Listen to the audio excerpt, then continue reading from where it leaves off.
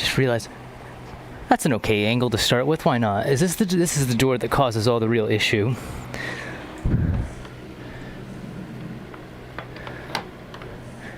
It's just, I feel like that's where the sun hits real hard. Hello, I am back once again. Every damn day till it's done. Man, I left yesterday. I left last night. Again, part twos, man. What is it with me and my inability to struggle past a part two of my own series, of my own decision even. We're going to do a quick cleanup before we get real into it. I'm going to move the sewing machine. We don't need it right away, but we will be needing it because we still have some shorts to make.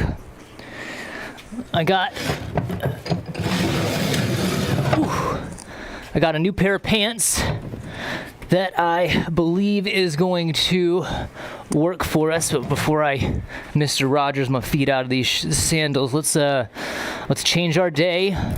Let's restart because today is day 14. Ooh-wee, ladies and gentlemen.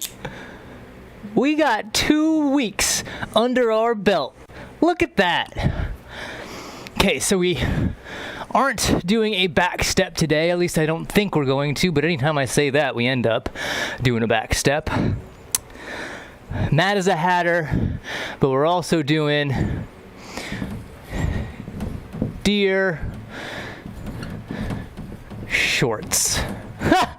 Deer shorts. How will I sew thee? Will I sew thee? So we're going to be doing that again. That is a part of the plan for this day. Okay, that is on the board. We're good with this. We don't need this anymore. Yeah, I left last night in just such a harumph. A harumph. And it's funny because I always reference that day 2 as the day of frustration. Because I was super frustrated, and then we came back in that part 3, really talked ourselves back into it. That was that real good moment right away. And then in the next day of frustration was that part 2 on 8.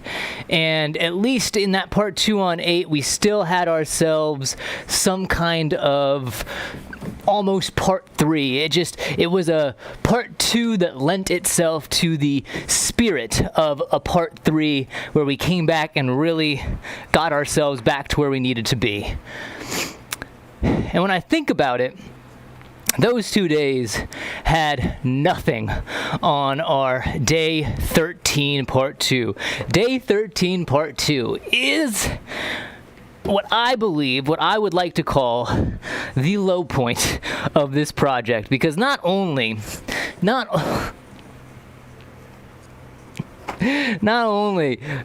did I mess up like wholly and utterly in my ability to not rein in my own damn emotions, like goodness me, I just could not stay calm and collected, and I really let the frustrations get to me, and that right there is our result. I was verbally angry, I was cussing up a storm, and I swear I'm definitely a cursor when it comes to throwing down words, but I've tried in some respect to, not say too vulgar of language while on here, because then I would have to go back and cut it out, because again, in the grand scheme of things, I would love for this whole process and this whole project and these live streams to be kind of a symbolic, like, this is how it was done. This is how I done did it. And not that it won't be that, like, even regardless of the outcome, I want to say I intend to go back and really do a lot of editing and really like kind of hone in on all of these days, and like each day has its own little special moments and whatnot. But gosh, man, last night was not a good moment for me. Not in the least. Not in the least was it a good moment. It was the lowest of the low point. So, hopefully, today we can rein ourselves in and try our damnedest to, keep the emotions at bay and try not to get too up in our own, I don't want to say inability, but inexperience. We'll call it that, our inexperience. I was getting angry at, and I find it funny because that's really what it came down to. I was getting angry at deer shorts, ladies and gentlemen.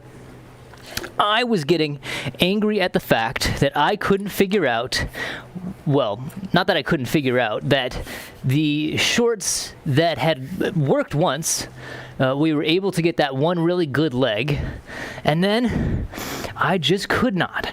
I could in no way possible rein in my emotions, and those then emotions led to more issues, more unfortunalities, and slowly and surely it all fell apart. It all fell apart in a grand kind of way.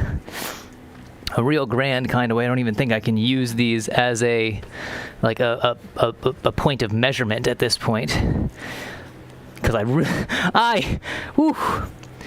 like there were moments in that day 8 where I had the hammer and I had the hip and shoulders of the puppet underneath what could have been a real issue, if I'm being honest. Like if I had let loose on the puppet structure, more apt, in those moments we would be so much farther behind, because I would then have to go back and remake the hip or remake the shoulders or remake another arm or leg because I had battered it to hell with an actual hammer.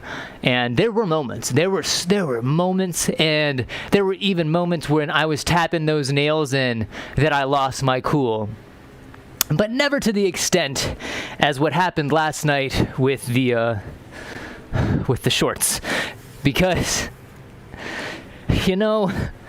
I almost took it out on the sewing machine a few times. I almost took it out. Well, it was the sewing machine. The sewing machine was the thing that was right in front of my face, and because it was right in front of my face and it was causing me all those issues where it kept de-threading itself, we had those jams, and then again, because I was getting frustrated, because it didn't work the first time, well, and I think I remember the actual timeline of why things started to really frill themselves up. 1, I did the pocket wrong. We needed to really have started that well. I needed to have fixed that pocket correctly, because that pocket, kind of like these pants, was frayed because the way that I wear my Leatherman. Can we see this? Yes, the way that I wear my Leatherman is in the pants like this, and no, you're supposed to wear it on the belt. Everyone always tells me, why don't you just wear it on your belt? And my response is, well, it's easier to access out of the pocket. And so those pants had suffered quite to the detriment of the Leatherman, as many of my pants have. And maybe, just maybe, if we had fixed that pocket first, if we had made the effort to give ourselves a good starting point, that would have been good. But as it so happened, not only did I not fix the pocket first, but then when I attempted to fix the pocket did not want to, no, not that it didn't want to, I sewed it together incorrectly. there was a way that it needed to be sewed, and I sewed it in the reverse. And because I sewed it in the reverse, that was already the bad start. And then I made a miscut on one of the legs when we were getting to it. And then that miscut led to it being, honestly, once that miscut happened, I should have stopped right there. I should have stopped right there, realized that the ability to use that pair of pants that I so felt was just, and I still, like, if we look at that first picture and that first leg, it really looked good on Chopper, man. It really looked good on our puppet. And it was so unfortunate that it didn't work because, again, I thought it was almost just too perfect that of all the things that I actually packed away from Colorado, those pants made it in and they didn't get donated or thrown away, because I had to throw away a whole bunch of stuff. I had to donate a whole heap ton of stuff, and then I had to store just as much. And it felt so perfect. It really did. It felt as if it was damn near meant to be that those pants were going to be used on the puppet. And especially after that first leg looked so damn good, everything fit so damn well. It really was just kind of a real unfortunate domino effect, because it just wasn't going to work. It just wasn't going to work after I guffed up the pocket, after I guffed up the sew, not the sew, after I guffed up the cut of the leg. And as you saw, as was displayed, I lost my damn cool. I was no longer a, chill as a pre-pickle, man. I was just not. It just wasn't working. It just wasn't working. And unfortunately, that left us in the state that we were left in, which led us into the state that we basically got to. And because we got to that state, everything kind of slowly and surely fell apart. But I got myself a new pair of pants. I'm hoping these pairs of pants are going to be good enough. Not good enough, wide enough is the term I wanted to use, because they are a little bit more, they're stretchy. They are a pair of ladies' jeggings, I believe is the term. And I thought this is the closest I'm probably going to be able to get to that other pair's aspect. I did go to the Goodwill earlier today trying to find a pair that would work. Oh, I think that's going to be perfect. I think that's going to look damn swell. We'll get it back more into the middle. But the Goodwill didn't really have anything that was going to work, or I'll wear them another day. I did find a pair of red shorts, and the material was already leaving me worried, and I guess I probably should be worried about this material too. Like, I don't know what's going to happen once we start cutting into this stuff. Like, it might not be the way, folks, but we're going to find out. But again, I feel like that looks pretty good. I feel like that looks pretty decent. Come on, James, what are we doing? I did find a pair of red shorts at Goodwill. That's what I was saying. I found a pair of red shorts at Goodwill. I'll probably wear them tomorrow, because at least they still fit me. They're just, the material I didn't think was going to work. I had already fallen in love with how those other pants looked on the puppet, with the pockets, with the belt loops, with the zipper area, and with the front button. I think the front button's a nice touch too. With these, these are all false.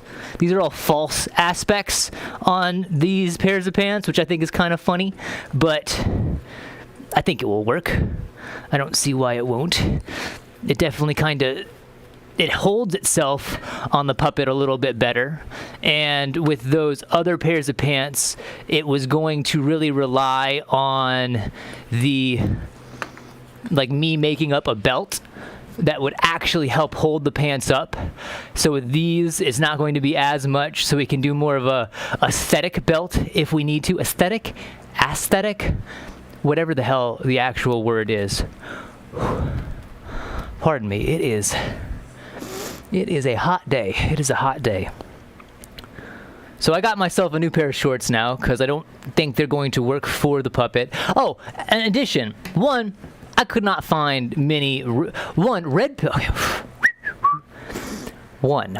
red pants are not something very common, I have found. I could barely find a pair of red slacks or shorts, for that matter, in the men's sections at Goodwill. And what I did find was more salmon, more pink, or more like real red. Maroon is not something that or people love their maroon pants so much you never donate them. However that is. And then in the ladies section, where I was, because you look everywhere. Like, I don't care where I'm going to get these things. It's not my pants. It's not where I'm going to wear them. The ladies section didn't really have any better options, and when they did, and I don't know if this is the Goodwills in Texas, in this Austin area, or if maybe people have just like inflation really has got to that point where pants are just starting to get real expensive. But there were pants in that ladies section that were the same price as these pants that were new from Walmart. And I found that kind of ridiculous. Like, why the hell am I going to be at the Goodwill and pay $16 for something that has already been used, something that has already, visibly is already distressed? Yeah, I thought that was kind of ridiculous. And then I went to Walmart and I looked in the men's and boys section, and there were no red pants. There was a single pair of real red dress shorts with a 36-inch waist. And funny enough, the boy here, his waist is exactly, or it feels to be exactly 30 inches. I say that because those pants were a 30 by 30, or it was a 30-inch waist. The legs don't really matter because, long legs. I still get a kick.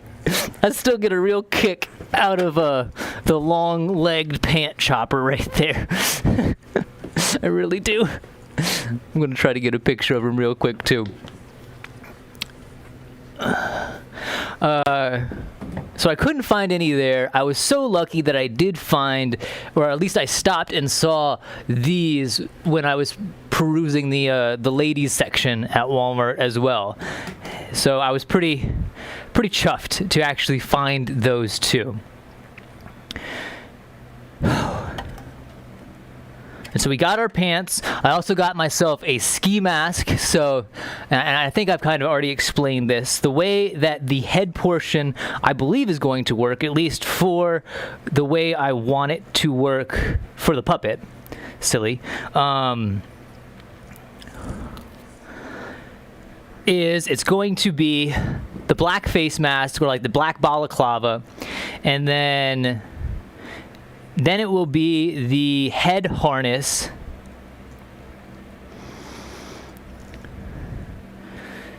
Take two.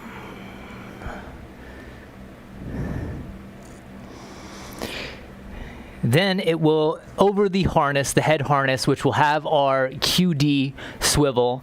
So the head harness will have the QD swivel. The balaclava is just underneath so that it blends in with the rest of the black clothing. And then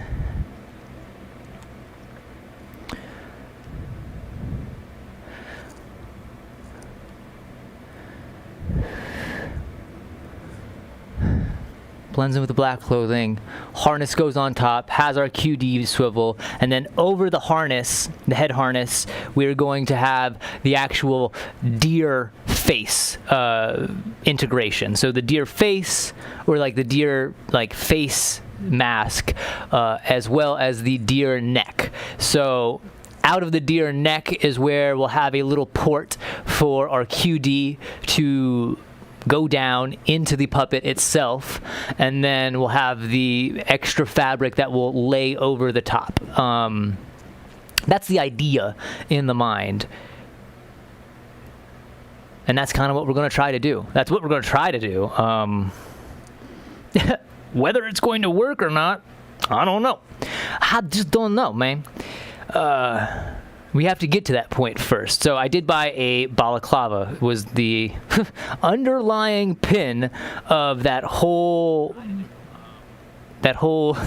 tangent right there. Twitter.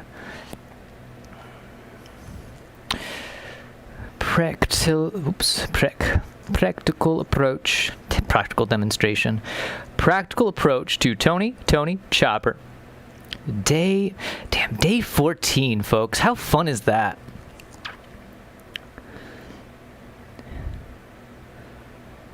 Dear shorts, how will I sew thee?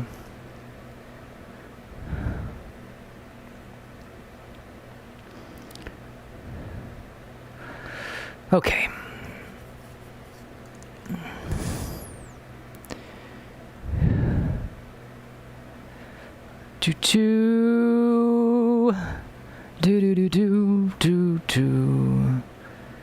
And then we ate this kits, this guy, this dudes, M, and then we go down to M.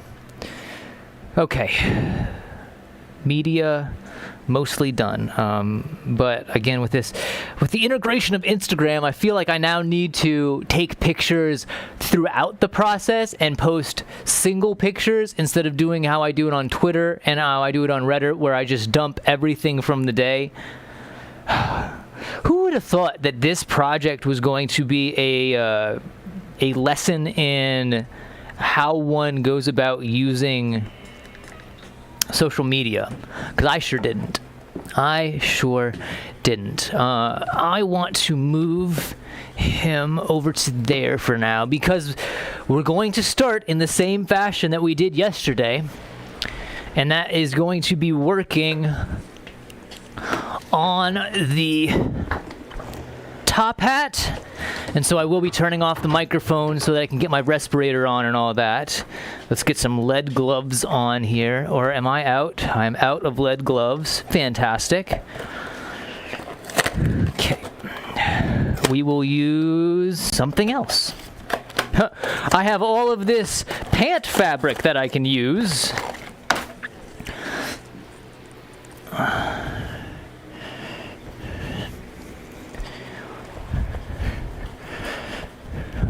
Do we have?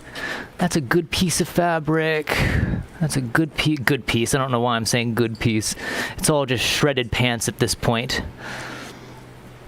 Okay. Let's move our lead. Can you? Yeah, you can see that kind of. I'm gonna move all of our lead off of the hat. Just go one at a time, James. There's no need to try to get all the lead all at once. It's lead. It's heavy as all get out.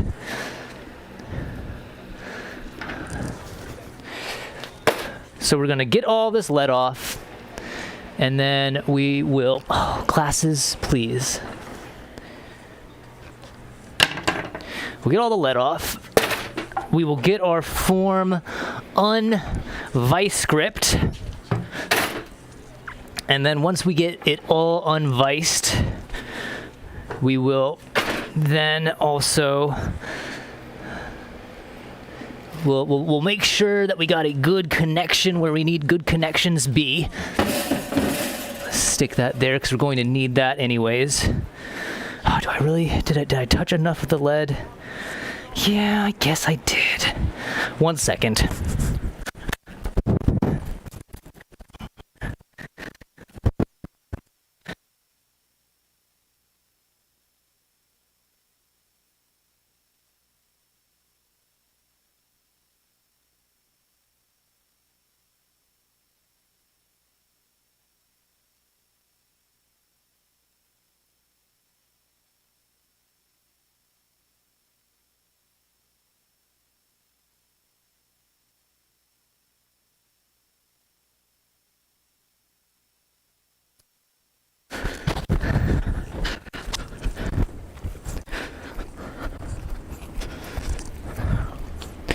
No use having a system if you don't stick to it fully.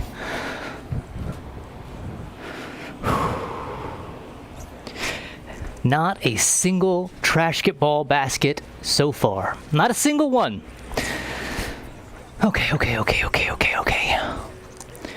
So I'm going to first plug this guy in, and we'll try to dust off any of this excess lead dust. Or not dust off, we'll try to suck it all up, basically. This is dirted. This has been dirtied. Okay, there's that. Let's do a quick vacuum.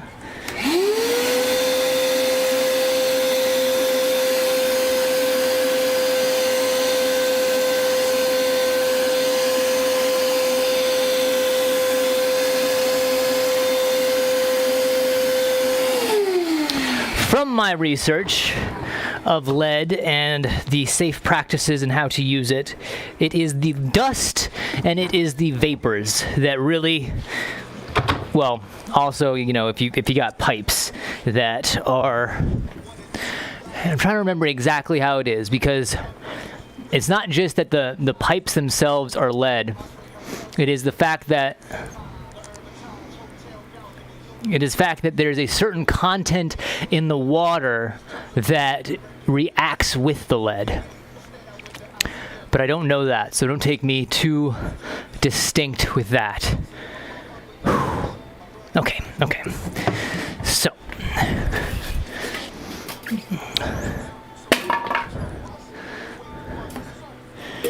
Okay, there's this. Don't need my wallet in my pocket for now. Yeah, so lead dust and lead fumes, or lead gas. If you get lead to its boiling point, that is when things get scary. That's when you need to be worried about wearing respirators and all that kind of nonsense. That kind of safety protocol.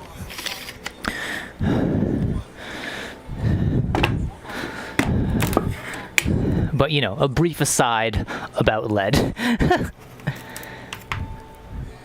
Okay, again, I see a lot of good push through on this glue. I'm very happy about that. It will be a little bit of a pain to, like, move through, obviously, with the sander, but we will endeavor. We will endeavor to do it. So, we're going to do our Mad as a Hatter portion right off the bat, and that is going to be first sanding down the bottom of our cube here so that we have ourselves a nice surface to adhere to our base of the hat. So that's our cube. Again, probably could have done the tower method instead, because this is a lot, but we'll be able to blend it in a lot better, I believe, because again, we want a larger top than we do a bottom. A part of me wants to hack all of that off, but we can do that later. This is what's going to be getting surfaced. This is our brim. Come on. Our brim. And that's going to go just like that. And that will form the basis of our hat. Hopefully.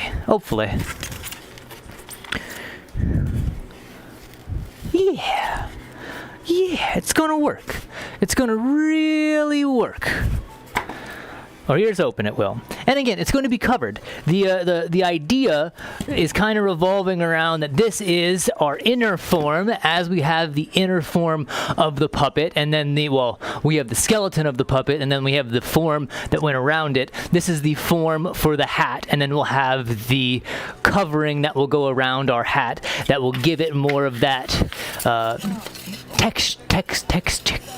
textile. I was gonna say textual, textile vibe, and that's what we really want to go for when it comes to this. I don't think I need to hang up my. I don't think I need to hang out all of my grips because we might.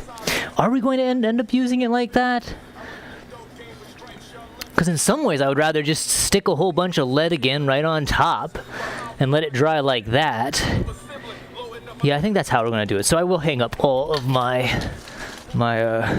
grips here. Grips? What is the term? Why can't I think of the term right now? Clamps! Put the clamps on him! Okay, all the clamps are put away. That cleans up that area. We will get our half boom once again. And we will do a sweep. Just a small sweep.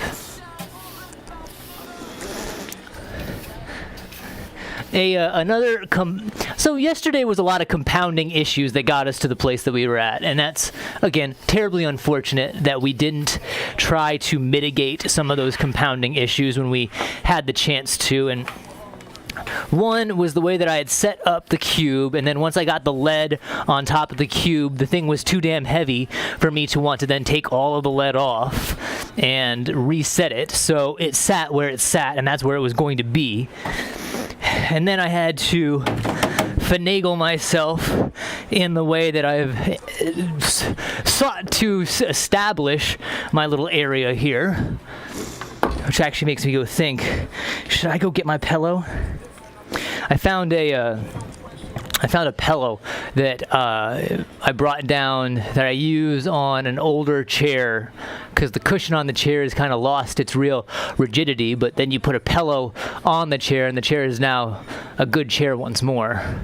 But do I want to bring that out here and expose it to the foam? I don't think so. But again, compounding issues, we got to make sure that we stave that away, and cleaning up is a way to do that. At least I believe it is. So that we have less debris about, we have less issue when it comes to what is attached, what isn't attached. Okay. So we're going to need the respirator, that's for sure. We're not doing that side, we're doing this side. And like, honestly, we're not going to have to do a lot of resurfacing. Like, it's already a pretty good surface. It's basically just going to be matching everything up as best we possibly can and then sticking it down. But we do want a good surface. If we don't have a good surface, we're not going to get that adhesion like we need to. Pardon me. And it does worry me that there's still what looks like wet glue in there. And this attempt with the hat might be fraught. We might have chosen the wrong material. We might have chosen the wrong adhesive. We might have just needed to go get liquid nails and do it that way. But if it comes down to it, it comes down to it, and we redo it as best we possibly can. Okay. I hold back my opinion. I hold it no longer. I'm going to don the face mask. Lamb chop. These rappers have weird names. Griselda, rapping for the Latin community. Oh, me. Okay. We got our palm sander. We got our vacuum. All ready to go. All ready to go. So that's going to be our first step. So let's get through with that first. Do I want to sit on here and do it? Because I need to hold it. Yeah, I think that will work. Okay. Before we go silent, let us sasp some cola.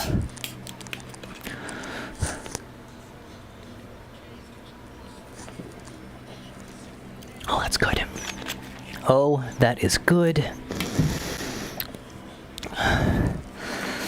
There are many benefits, of course, to me moving to Texas, and of course there are downsides as well. I went from a state that has a pretty nice moderate temperature, a very good consistent breeze that keeps everything nice and cool, and tap water that tastes just so good. I don't know how to explain it. I know everyone's on purified or bottled water, or they got some filter on their thing, but man, Colorado tap water, especially from where I was like born in the mountains, oh, it is so good. And Texas tap water, it ain't really that. But a fun benefit of Texas is that because it's such a big state, it basically creates its own infrastructure, its own system of commerce. And HEB is such a interesting, how do I explain it? HEB is such an interesting business, I guess, in the way that they're doing their stuff, because instead of doing like great value as everyone else would, like with King Soopers and City Market, or I assume other grocery stores have some kind of like, this is our brand or this is the off-brand, HEB was like, well, we're going to do our own off-brand and everything is going to be a lot cheaper, or at least for the most part. HEB Cola is a damn good benefit. Whew. Okay. Microphone is going off.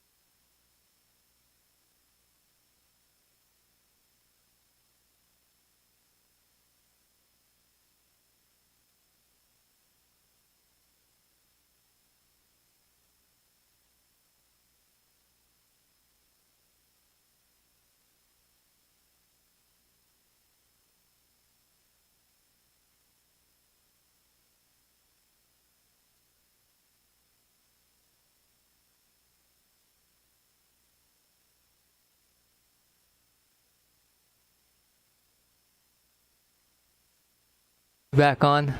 I can't see. I don't know why I try to see. I'm blind. I'm mole blind, bro. I'm bat blind.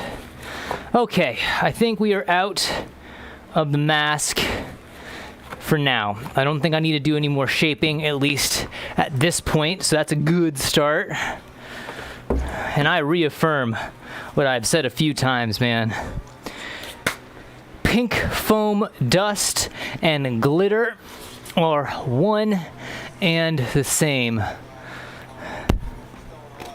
It is everywhere, and it will be everywhere, and I will find it months from now in places where I'm like, how the hell did you even settle on this area?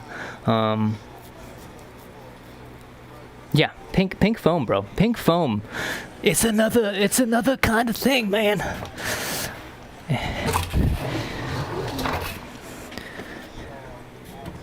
Be warned, ye that attempt such things. Okay. We got ourselves a pretty good surface. At some point, I felt like I was just chasing myself around the part, and you really don't want to do that, because when you start chasing yourself around something, that is when you just end up taking off too much. And I actually did that on the first little pass through there, because, oh my god, there's so much uncured glue still in this thing. That's okay. That's okay. It's going to cure eventually, I assume. So the first thing I did was, of course, overcut, as tends to be my my MO on this project. I overdo one thing, and then I basically have to clean up what I overdid. And it was basically, and I don't know if it was noticeable, but on one corner I just took way too much off, and I sloped it down in a real bad way. It just wasn't going to work. It just was not going to work. And so I had to go back, and basically all around the part, I had to figure out where my high spots and my low spots were.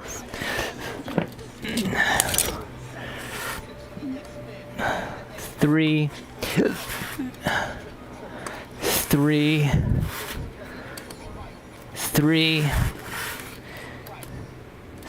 Lovely days. Okay, I want to mark that where it is right now.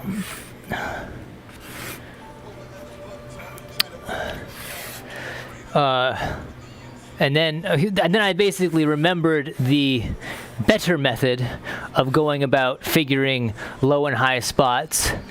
And that's what I started doing when I was drawing on top. I was marking where the surface needed to be taken down and where I needed to avoid the other surface. And basically, like I said, I was chasing that one part. Just one part. That's all it really was just a single area that did not catch adhesion in a very good way. And on this, there is just, because I wasn't able to clamp down the top part, there are places that didn't really adhere well, so I'm going to have to try to pour some glue down in, and then we'll have to clamp it. We'll do another clamp job, I guess, as well. I wasn't sure if I was going to need to do that or not, but it definitely looks like I do need to do that. And that's okay. That's fine. I ain't angry about that. I'll tell you that. I ain't angry about that. I'd rather have goodness. I'd rather have more clamps, or I'd rather clamp it all down and have more glue seeping out and let the glue dry than really try to chase the whole thing around not chase the thing around. When I start carving, I don't want there to be like excessive voids. But there might be, man. We might start cutting into this thing and it might start looking real ugly. And I'm just going to have to remember and tell myself that the form is going to be covered. And if it is covered, that means that it's not going to be seen. And if it's not going to be seen, it doesn't have to look pretty on the inside. It just has to look like a form. The inside of our puppet is ugly as sin. It looks like a spoiled marshmallow. And that's okay that it looks like a spoiled marshmallow because we were able to achieve that kind, well, you know, minus the whole long pants thing, which I still, I find it such a hoot. I just find it such a hoot. And now we're just doing the same thing that we've already done.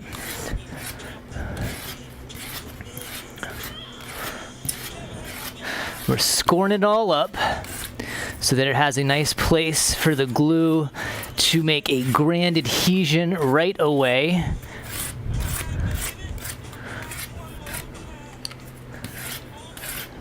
I'm about to go out of my mind. Fresh on.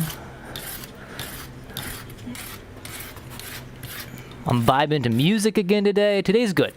Today is starting real nice.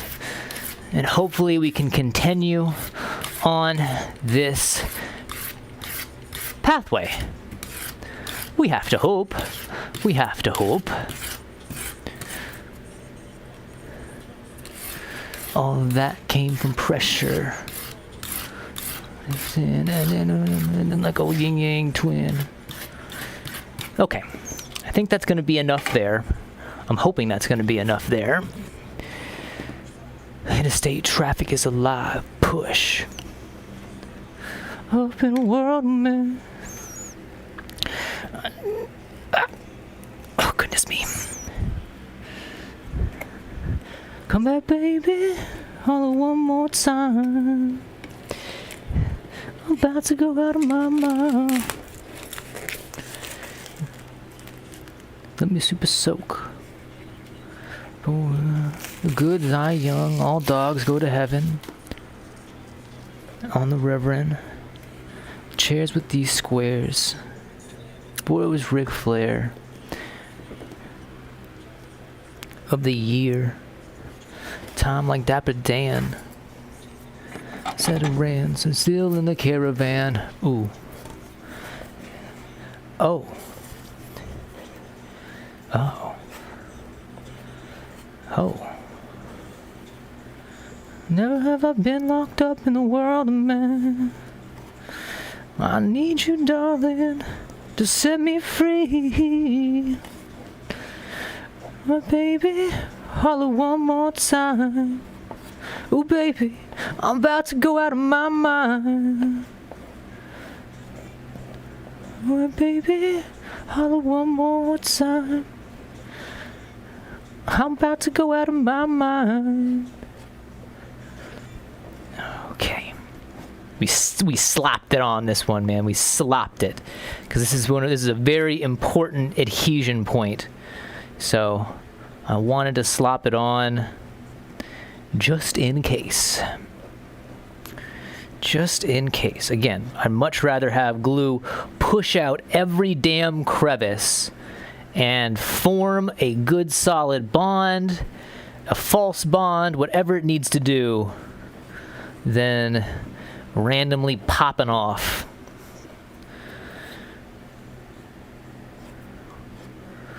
Let's move more of it into the center, and then from the center we'll push out to the sides. Do I want to add some dope onto it as well? Is that necessary? I don't know if that was necessary. I don't know if that helped in this occasion here.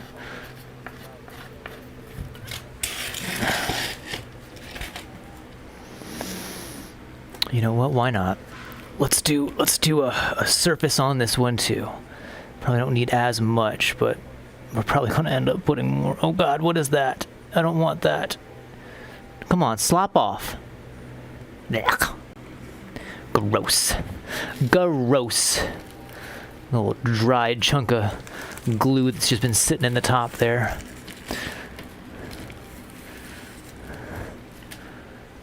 You stick there, buddy.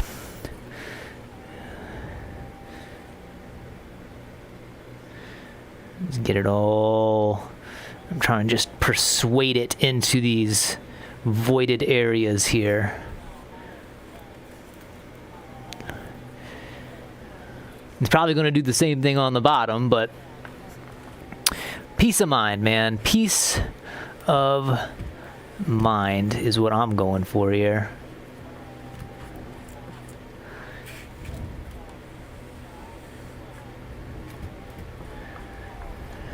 Let's do this. Do we need to add more? I'm happy to add more if you'd like me to. If you're eating it up, bro, I'll add more. I'm happy to do that. Wood glue is a dime a dozen. Well, it's not. I don't know how much wood glue is. I think it's fair priced. It's fair priced if I remember correctly. But then again, you get the big old jug, and then you don't really got to worry about it. Or you worry about it less.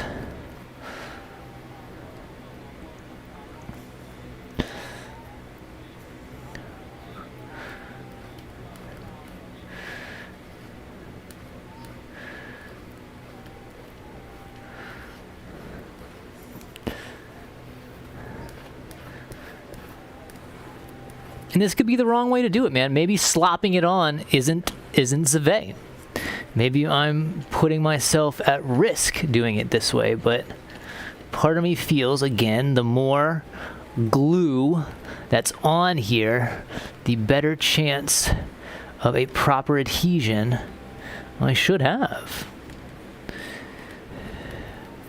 But it might not even be going into the places that I want it to go. It could just be settling on the top, and then I'm moving it off as soon as I move it.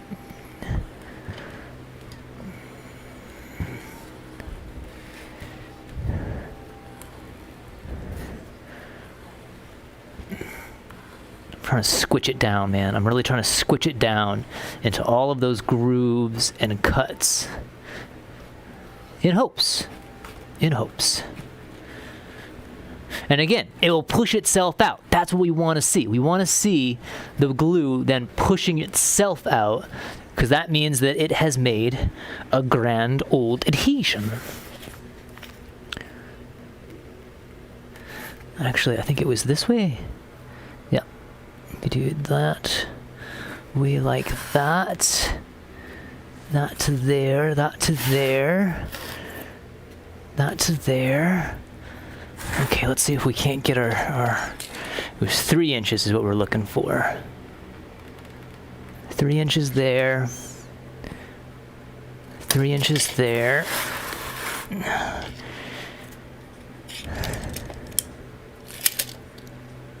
3 inches there. Days! Lovely days. Heaven's bells. Okay. Lovely. Lovely, lovely, lovely.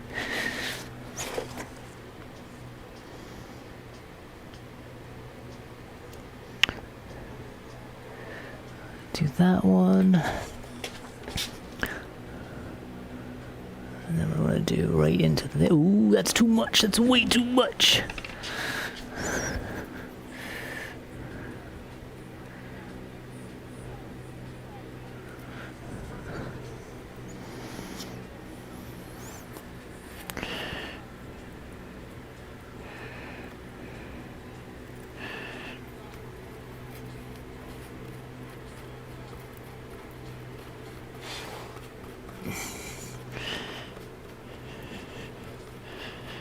What's up?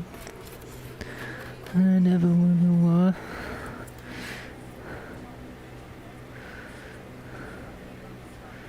Fuck it, all go. Said that sound horrible. It's all go. Auto.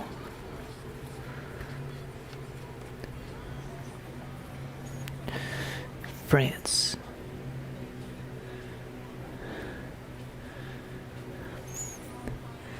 Ugh. Okay. Says that it looks like it's going in very, very well. Can we even put more on that side?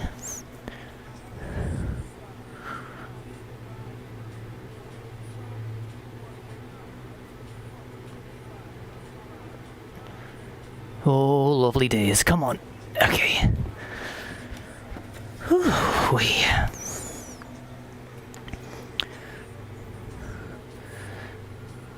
Pop it on this side. lock, low, lock, low.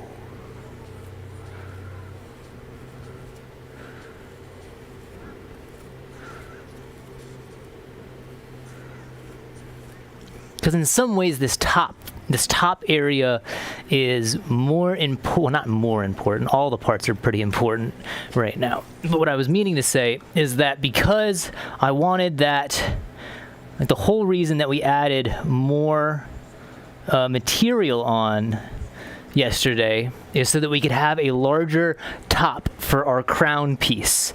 And, well, this would give us our larger top for the crown piece. A national test of the wireless emergency system. This is a test. This is a test of a national emergency system.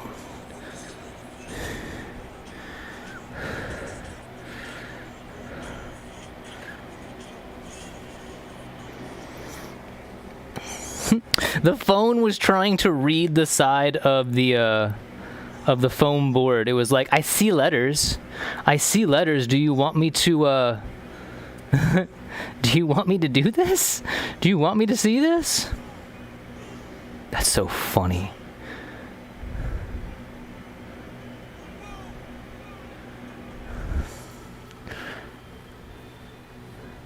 I feel like I'm going to have to sit here and coax glue into this crack here for a second or two. But again, I'd much rather do that than have a ugly void, because we want the top to have a nice base, because that's where the crown of our hat is going to be.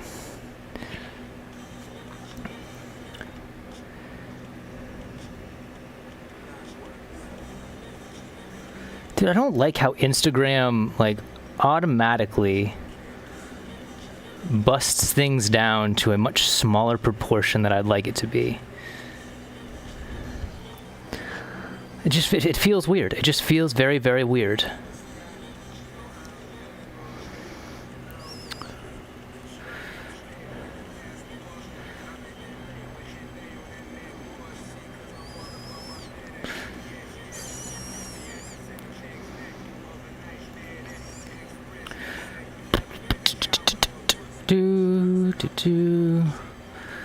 I don't know if it's my fault because of how I am doing all these hashtags and adding people, but Instagram marked my account as a fraudulent account, I guess.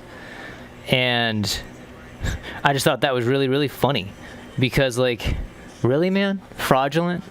Like, what else do you want me to do? I'm on here, bro. I'm on here doing the thing that I'm trying to make. I'm trying to make stuff here, bro. Why you gotta hate? Why you gotta hate, Instagram? Wow, it's really going down in there. Is that gonna be enough? We got good push on that side. We got push on that side. Don't know if we're gonna even get adhesion right there, but let's see if we can't pour a little in the area.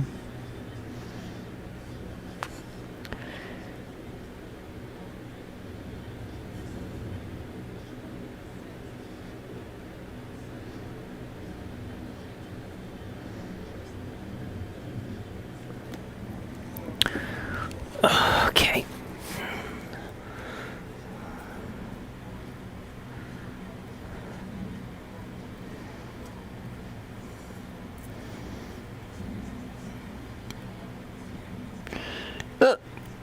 Gosh damn hiccups. It's a bane of my existence, hiccups. Well, deer shorts are the bane of my existence right now, but hiccups take a very prominent place, and I'm pretty sure they will retain their place once the project is done. Because I don't think I'm going to go into the business of making deer shorts. The phrase deer shorts, I don't know why, but it tickles me every time I say it, and so I just keep on wanting to say it more and more.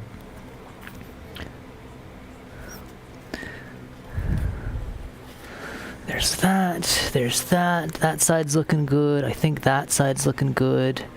Don't want to push it around too much.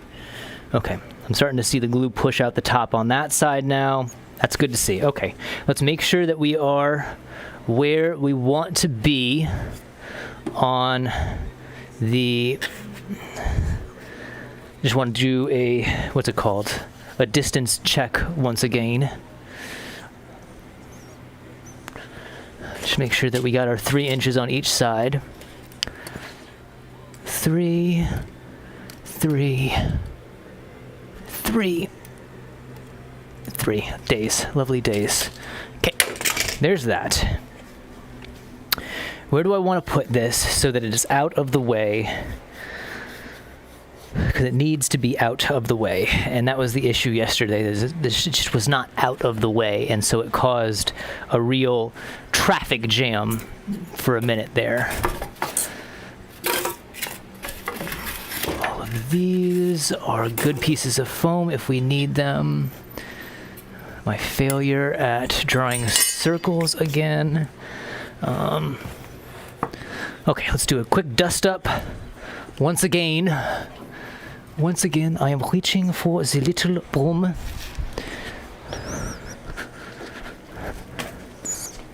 The little broom? The half broom.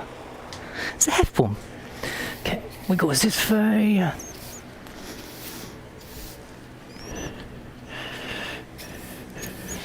Just as soon as I pick something up, there's a small contingent of pink dust. And I say, solve it now, so we don't have to try to solve it later. I can go there. Dust him off. Oh, it's right in front. That's not helpful. The fan is blowing all of my dust away right now.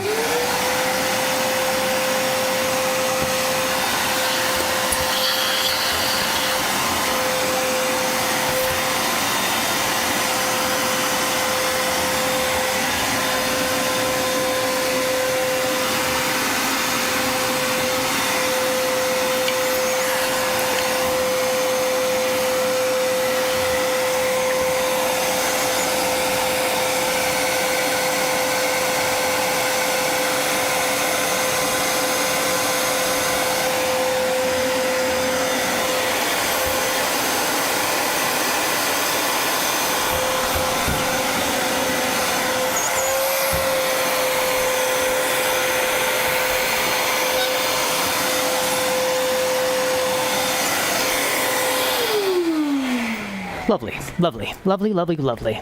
Do I want to put this outside? Would that be a better place for it? Would that make more sense? Feels like it would make more sense, wouldn't it? Because then the sun could help it. Yeah, why not? Why not, right?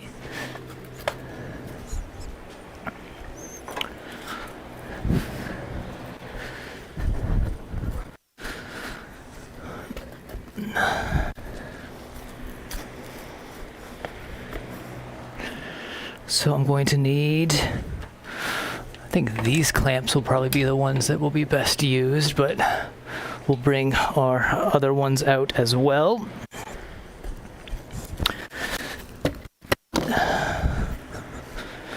And then bring out a few pieces of foam to act as backing. I only have 3 of those, so I need 6. Possibly, we might not use them, There's that. Let's get our big old chunk of lead.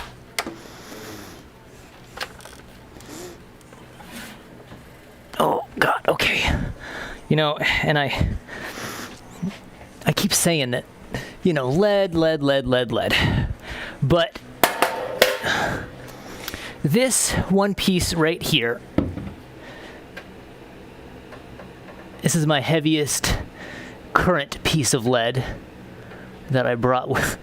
I brought lead with me from Colorado. How funny. So just this one piece is 15 pounds, which kind of really illustrates for you the weight differential. Differential? I don't know if that's the right word.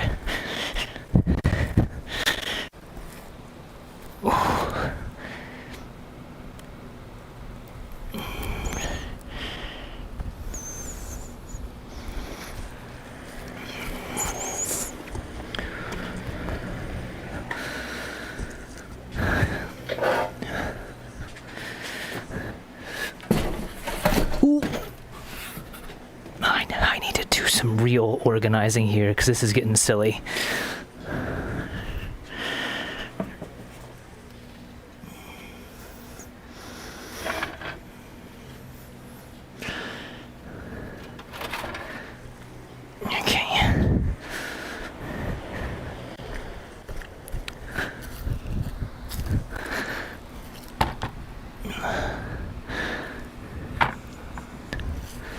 You know, I'm touching it all right now, so this whole pant glove situation it's really not necessary. I'm gonna kick off our glasses because they're trying to escape. They're trying to escape anyways, and I'll just bare hand the lead for right now and run inside and wash my hands here instead.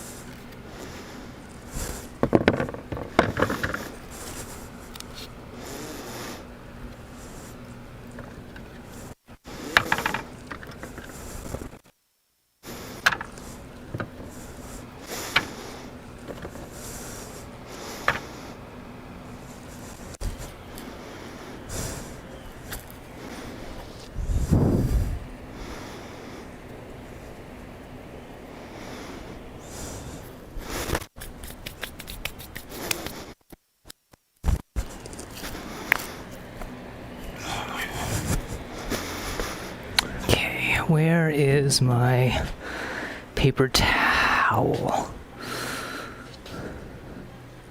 Where'd I put it all? I had a whole roll, didn't I? Could have swore I had a whole roll. I've been using the roll. Where did it go? I didn't throw it away. Why would I have thrown it away? That'd have been silly of me, throwing it away. Well, there it is. I just want something that I can use to grip the door handle going inside here, so I'll be right back.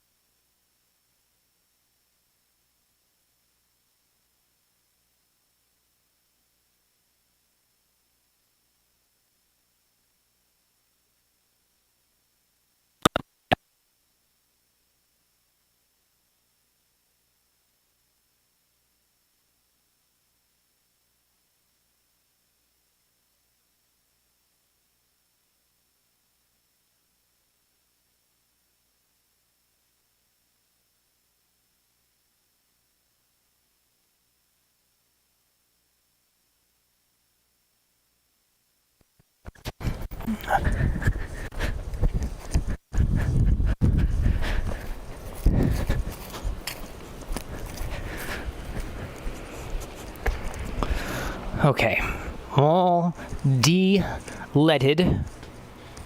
So the glasses can go back on. I'm going to go outside. I'm going to get my clamps put on.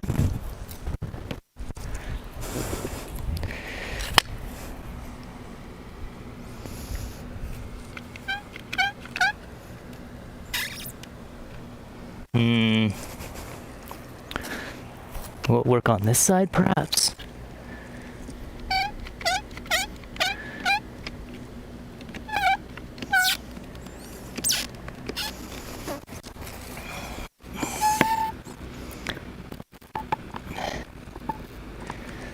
On there. Do I want to go higher up with it, possibly? Can I go higher up? I can't really go higher up with it, can I? I'm just gonna have to settle for this, I guess.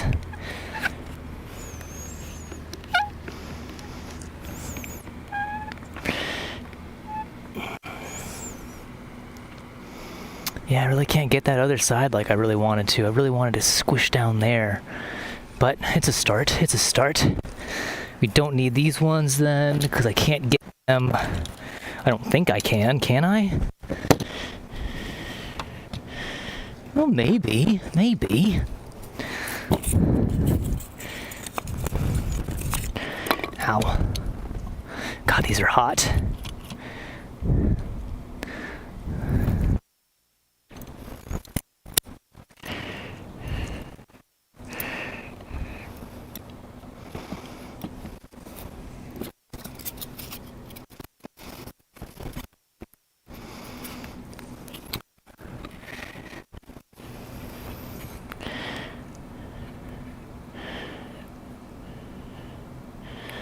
Hopefully it's not too hot outside that this melts the foam. That doesn't seem like something that would happen, right? And then again, who knows?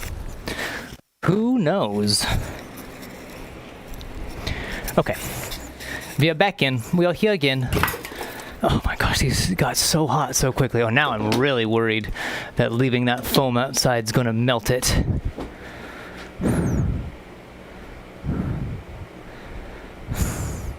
Whatever.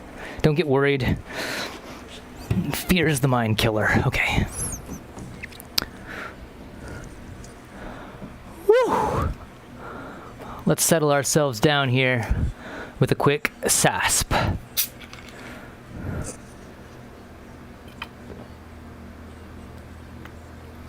Oh, lovely days. Okie doke.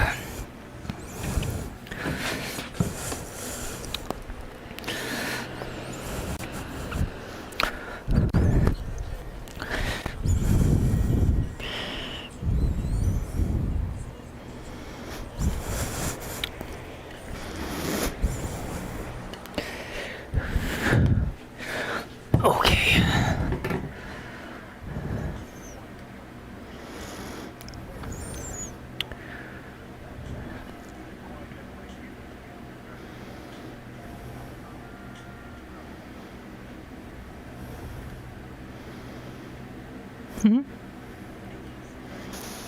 What am I doing here? What am I doing? I am posting again. That's what I'm doing. I'm posting again. Posting this big old block. This big old block. Next, I guess I just have to remember I need to be farther out or something. As a... Really? Or...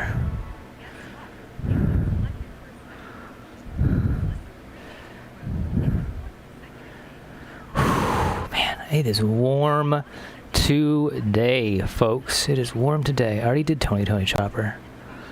Can I do hashtag pup? Yep. At...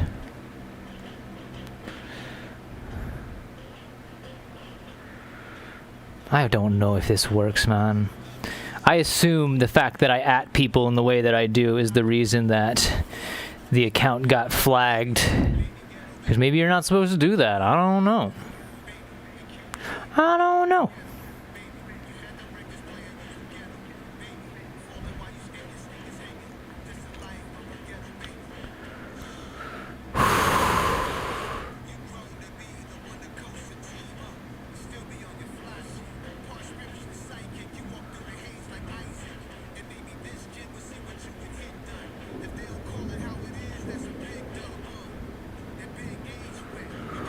What we doing, James? What we doing here?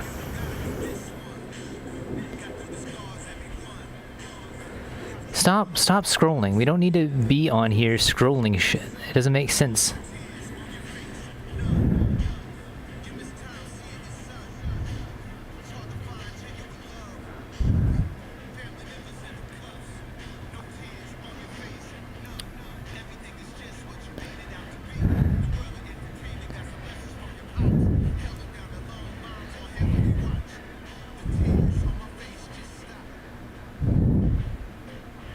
Dude.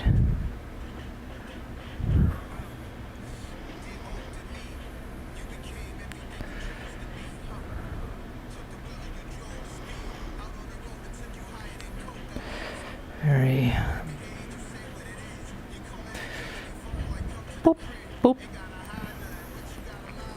Working on it this very moment.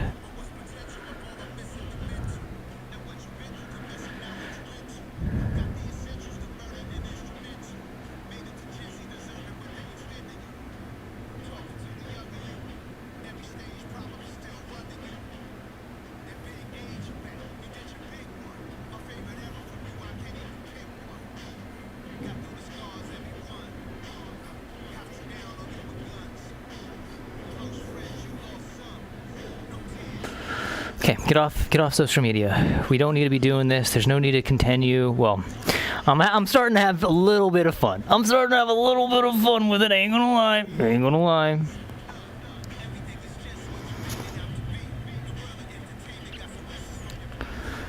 Dude, cats are really starting to you know, give your boy the dreaded area. That is deer shorts. Oh me, oh my. Okay, I can move the vacuum back over to here. Don't need this anymore. We're going to eventually need the palm sander again, but not today, I don't think. Because the only things that are going to need to be shaped by the palm sander from here on out are going to be the hat and are going to be the ears. Because I'm going to make the ears out of the same foam, and we're going to be covering the ears. So we don't need it just yet. And the ears hopefully the ears are going to be a lot simpler. They should be. It shouldn't be too hard. The antlers, like I said, are going to be done in air foam. And my plan for the color on the antlers, because growing up in Colorado, growing up in the mountains, deer, elk are everywhere. And so, like, the antlers I have all have a certain kind of color to them. It is a darker base that works its way up, and it slowly turns more white. So the base tends to have a lot of grays, a lot of browns in the ridges and the bumps. But Chopper, his antlers are always browner, which, if you kind of understand deer, elk, and other ungulates of that nature, there is a moment where they have something called velveting all over their antlers. And it's kind of weird because, and I don't like using the word, because it's just, but what it is, it sloughs off eventually. This hair velvet kind of sloughs off, and it's this, there's some really gross looking pictures out there, but that's why they rub their horns, their antlers, on trees and whatnot. And as they grow and get bigger, eventually they pop off and they grow brand new antlers. And so I was thinking that maybe we go in that direction where it's closer to an actual antler color, but maybe we still try to retain as much as that browner color. And one of the techniques that we used in making props in theater is like, let's say you have a letter that you want to look real aged. So you do the letter on a piece, you could go buy parchment paper, sure.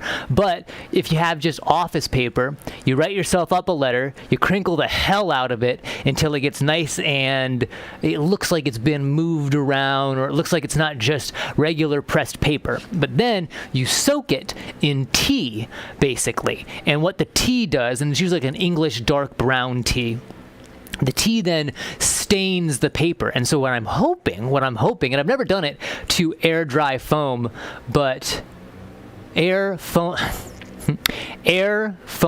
clay is what I keep saying. I keep saying air dry, but everything's basically air. Well, I guess you got kiln. You have kiln dry clay, but what we're talking about is that foamy air stuff. So what I think is that we make the antlers in that way. We add ridges and bumps, but we still retain that kind of nice round shape. We can always play around with different kinds of shapes too, because like I think I mentioned that for the part of the concept for Walk Point, I think it would be nice to have the antlers be a little bit more sharp, a little bit more close, as it is a different form. I think every time the form is different, I think you should have a different set of antlers, different set of ears. That's why I want to do the magnets on the sides of the hat so that you can change those out.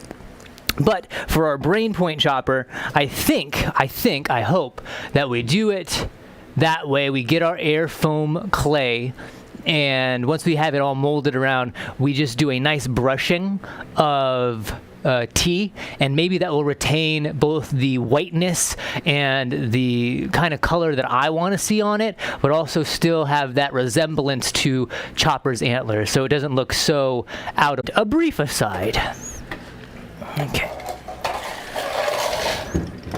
We got that. We got our PAO. That's already plugged in. We got to get the pants off the boy.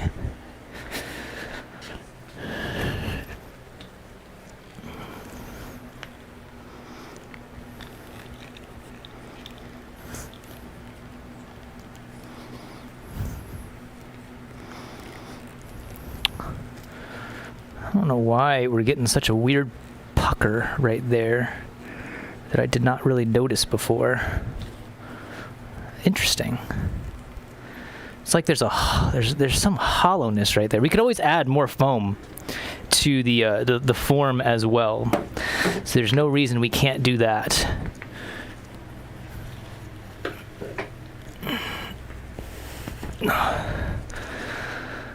Okay, so I got everything set up right here, and then I realized that I'm probably going to end up scooching it around so that we have some room to work on the design here. A part of me really does regret going absolute full frustration mode on those pants, because now I have to do the whole damn process again. And that was not very easy initially. So first and foremost, let's get the legs cut off. No going back now, can't return them. What happens to this fabric when it's cut?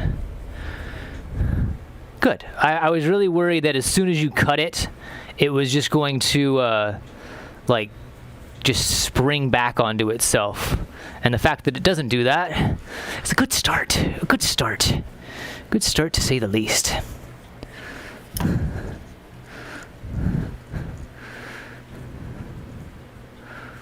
God, pants are so weird sometimes, man. Like, why are you folding like that?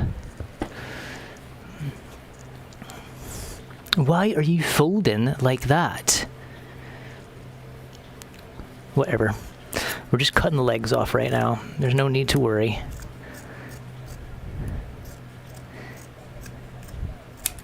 Okay. Legs are cut off. We now have ourselves a pair of shorts.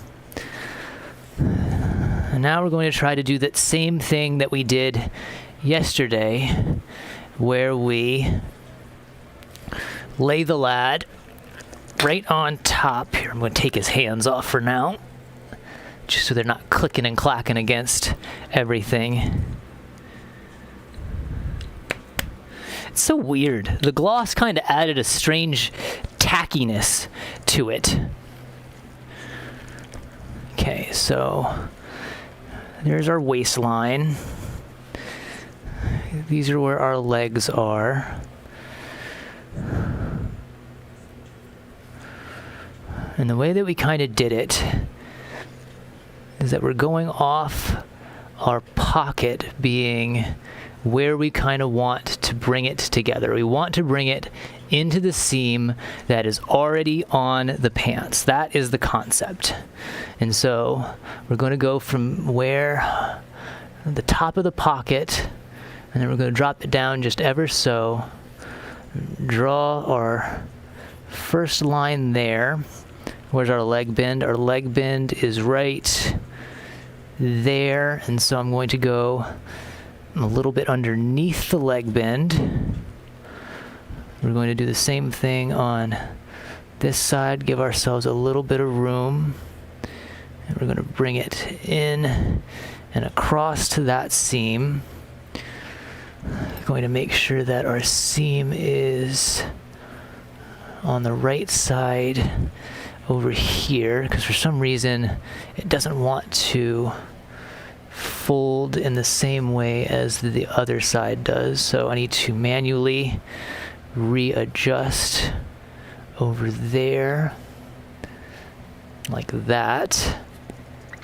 Put him back on top, kind of line him back to where he was, leg bend. That's where we want that.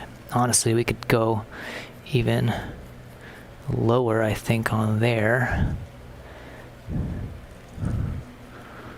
And so that's our pocket. From our pocket, we started down to there and did one of those. Right? Right. And then that down to there. And then we kind of went across like that. So that is our line on the front. That is our line on the front. Let's look how close we got it.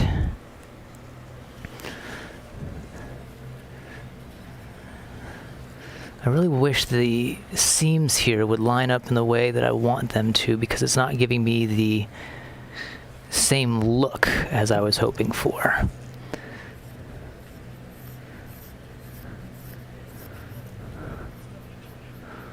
That to that, that to there. That is our... And then they're going to kind of come up like that. Like that. That looks the same amount on each side there. Material-wise, I mean. We got our straight line across. And those are coming from the top of the shorts, the top of the pocket. They're coming from the top of the pocket there. I don't think I actually want to go into the top of the pocket. I want to go right there.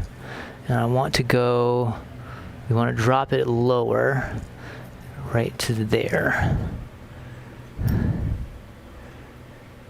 It looks weirdly tilted for some reason. It could just be the fact that these are a Walmart special, and they were already cocked before I even started. Cocked meaning kind of shifted ever so slightly to a different side. So maybe we need to go like that and need to bring it more in, perhaps, and that would give us a better...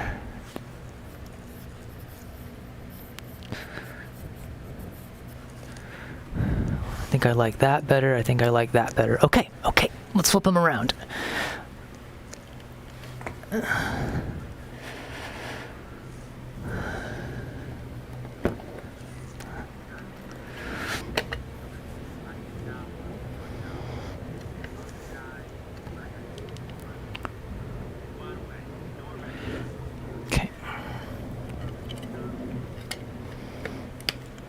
And I don't have to do the whole front back thing with the shorts because it's nice that everything is very much where it would be, or for the most part that we're going to have to kind of figure out, because that is definitely going to be coming off.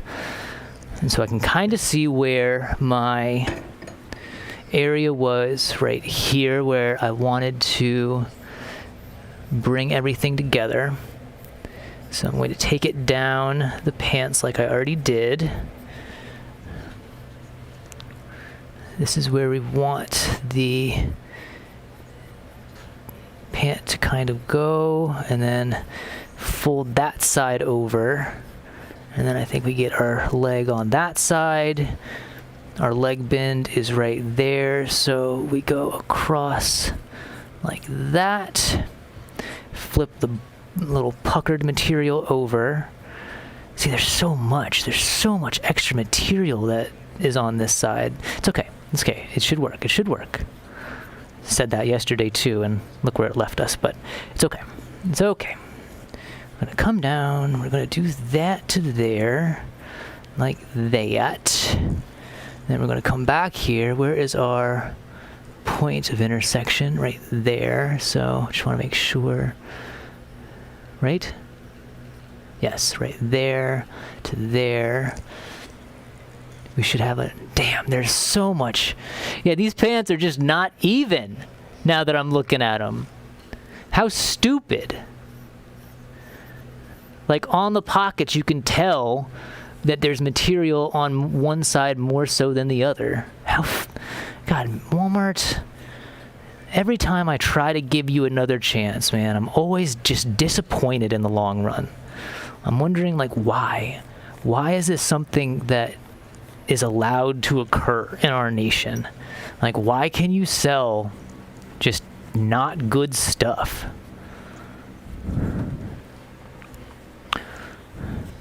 Okay, maybe I'm imagining it, but now I want to sleuth it a little bit. Am I correct in the fact that they misstitched this back pocket? So the back pocket is 1.5 inches from the seam on that side, and then on this side, okay, 1.5 inches. I guess it's just it's almost like an optical illusion almost. I guess. Okay, we got that, and that. There's a lot of material coming off this bottom section that hesitant to say the least, but I think it should work. And so that is our backside there.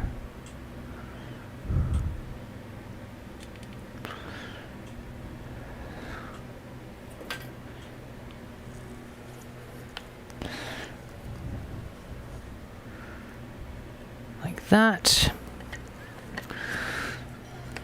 And then I just need to give myself a little peace of mind and figure out why I feel that I'm not getting where I want to be on this side on the pocket. Because it really does look like there's so much more material there. But I guess it is kind of like canted that way. So if I look at it in that aspect, is it better? Not really. Bottom of the pocket to the seam is 2.5. Bottom of the pocket to the seam is 2.5. Why does it look so gooby? I can't figure it out. I just can't figure it out. So I need to be farther away, I guess, right? And then we go in.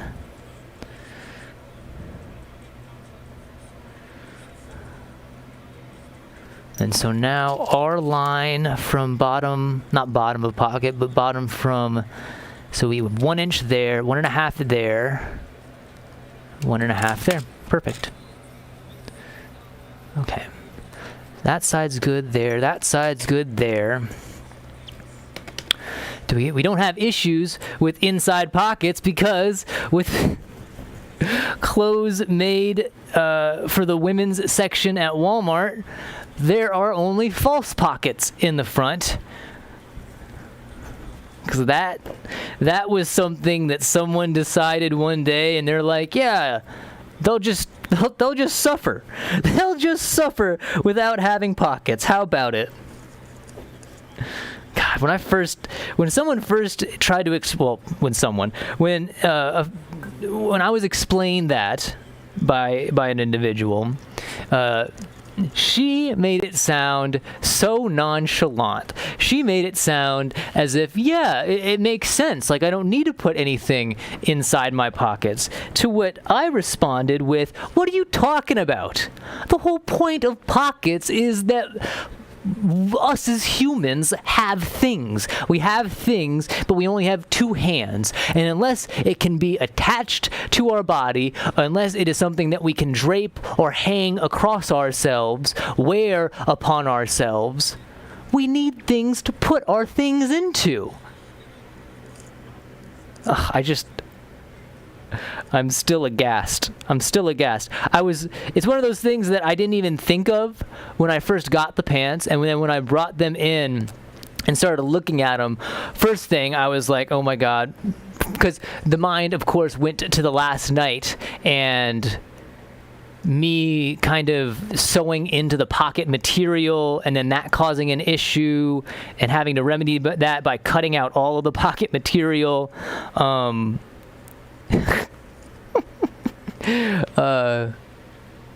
so I checked the pockets because I was like, I need to cut out the pocket material. No pocket material, obviously. There's pocket material in no, it's not even pocket material in the back pockets. Like, at least there are back pockets. That's pretty nifty. I like that. But the front button is it's a false button, and they went so far as to make a false button hole. Why the hell did you need a false button hole if it is not even a real button? And then, again, there is a false zipper area. Why? Like, aesthetically, obviously, I'm happy for it because this is getting close as I'm probably going to find after searching forever to find actual, like a comparative version. Let me get my kiss real quickly because I cursed myself for not using it all yesterday, and I'd rather have it on my finger today. It's just so silly. I am happy that I found these, though. I'm glad I found these because they are similar. It's not just a... What's the term I want to use? It's not just a... Come on, James, words. We know how to use words, right? It's not just a pair of, like, plain... short slacks, which it wouldn't be bad. It wouldn't be bad if it was just plain. The Goodwill pair that I ended up getting before going to Walmart is in a similar vein. Well, in a similar vein, they are just a pair of plain. There's a pair of plain shorts, and they don't have any belt loops, and they don't have any fun pant defining features. And I think one aspect of this project that I think is kind of nifty is that I get to add, and more so with the live action in general, we get to see these clothing pieces on the characters that we normally wouldn't have in the anime. And I find that absolutely nifty because, like, most of the time, what you're going to be regulated to in an anime is your one outfit that your character gets, and that is all of what your character will ever wear. And so now we see not only our main cast and crew wearing a different kind of garb almost every episode, and I find it kind of nifty how they decided to do that. Am I wearing this on the wrong finger? Is it supposed to go on this finger and I'm supposed to push through with that? You know, I've never really learned how to use a thimble. I just know that you're supposed to use it in pinning. with a beam. Lava lamp, Prada, rich, with a beam. Turn lava lamp, Pradas. That little orphan Annie. Damn, Danny. Dude, Stove, man. I keep saying like how much I love these rappers. Yeah, it doesn't work like that.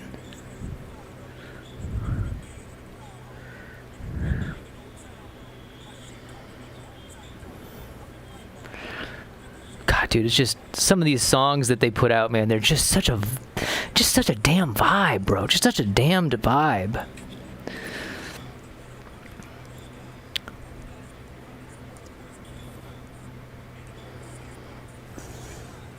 See, the one thing that kind of throws me for a loop is that the pant leg on my back area is much farther down the pant than my front area. But that could be because it's just not lined up in that same way. Was head rich. And now we have the tech with the beam. Turn lava lamp.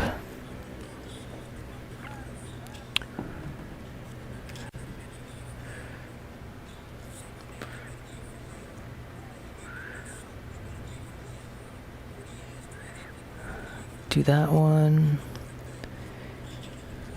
Dude, Stove God, bro.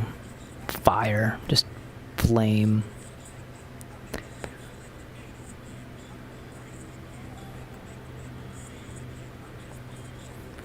See, where does that put us over here? Like, it doesn't even get us close to where I thought it was going to be on that side, which worries me. Like, it really worries me that one side doesn't really match up that well with the other side. And does that just mean that I just have a shorter leg on this side? So if I go with the idea that I am cutting out a lot of material on the bottom, what if I line up our bottom part here with the beam? Turn lava lamp in my Pradas, rich, hit attack with the beam. Turn lava lamp in my Pradas.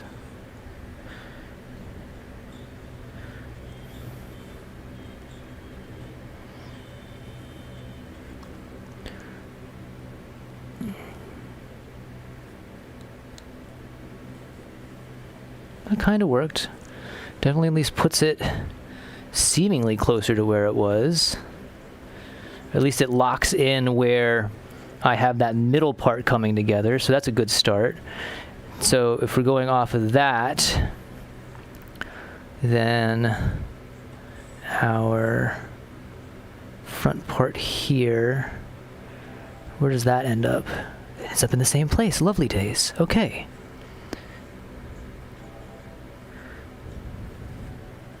Cool.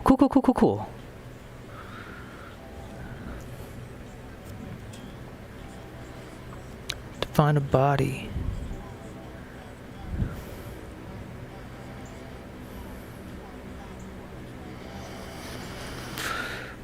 And I could just not be doing, I just could also just be very, I guess it would be an ignorance right now, because in some ways I'm approaching this as if I knew what the hell I was doing, and for the most part I don't really know what the hell I'm doing, so I guess it is an ignorance.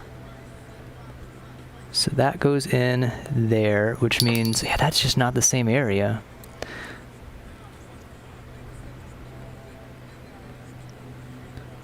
There to there. And then if we go back down into that material to then, oh, see, now we're doing that thing where we start to end up cupping the material, and I don't want that. I want it to go through there, and then it wants to go, I want it to go back through that part, but then I need it to find this area there. And does that just create too much pucker in that situation? Or is that, it does look like it's kind of lining up.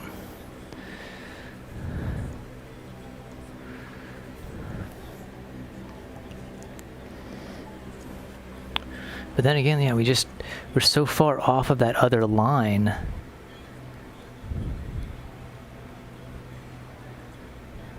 We could always do a more farther away cut, and then if it didn't work, we can always come back through and figure out where it needs to be instead. There's no reason we can't do that. So this one wants to go through right there, and then I want it to go through right. Conductor, conductor, we have a conductor. That goes down there, and that conductor, we have a problem.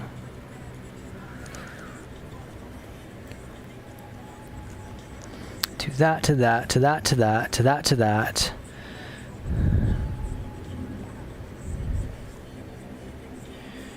This pin's gonna come out.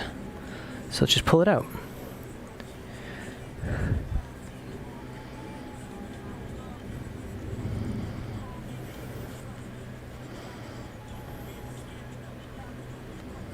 Lovely days. Come on, pants.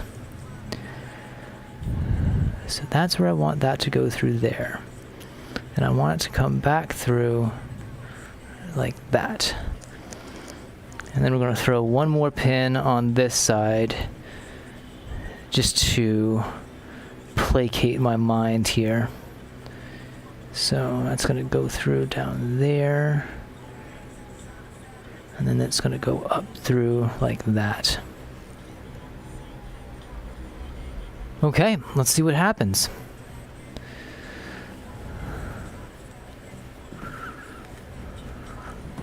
Don't need the kiss for right now.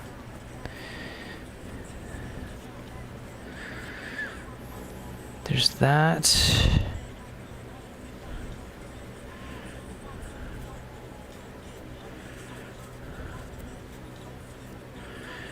Come on now.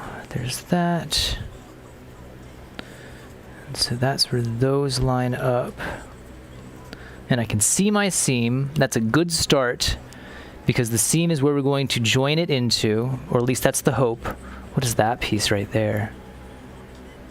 Oh, this is where the seam connects, isn't it? Didn't go through that side, did I? Can I fix that?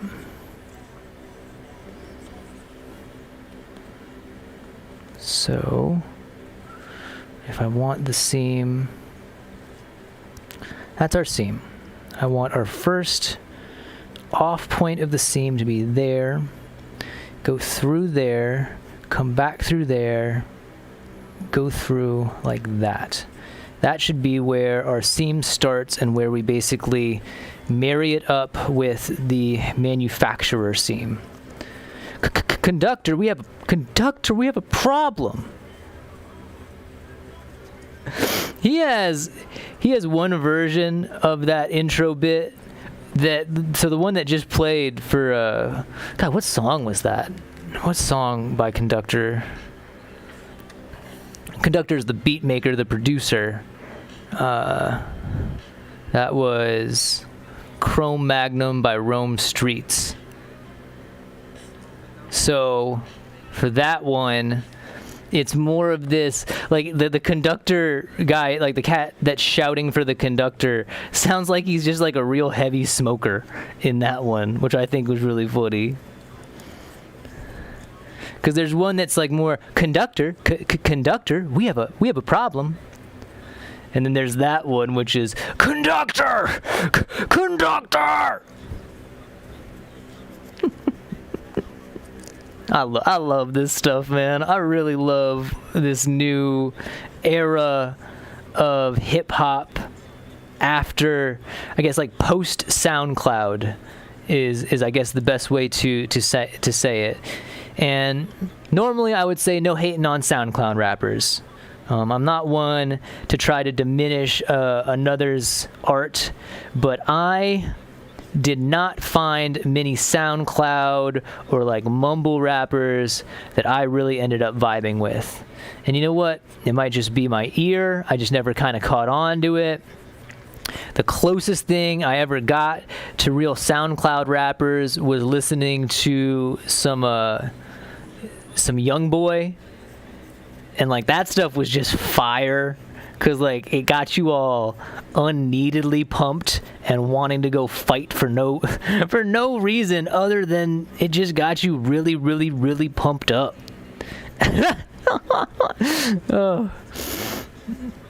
But yeah, like all of the other littles, all the other like cats that were very indicative of that scene and time period, I just never got onto it, man. I never got into mumble. I never haven't really got into modern, when I say American drill, because for a while my understanding of drill rap, or my, I guess, ignorant, again, we'll use that word, or I guess in this case, because, and I pride myself on the definition, my definitions for ignorant and arrogance.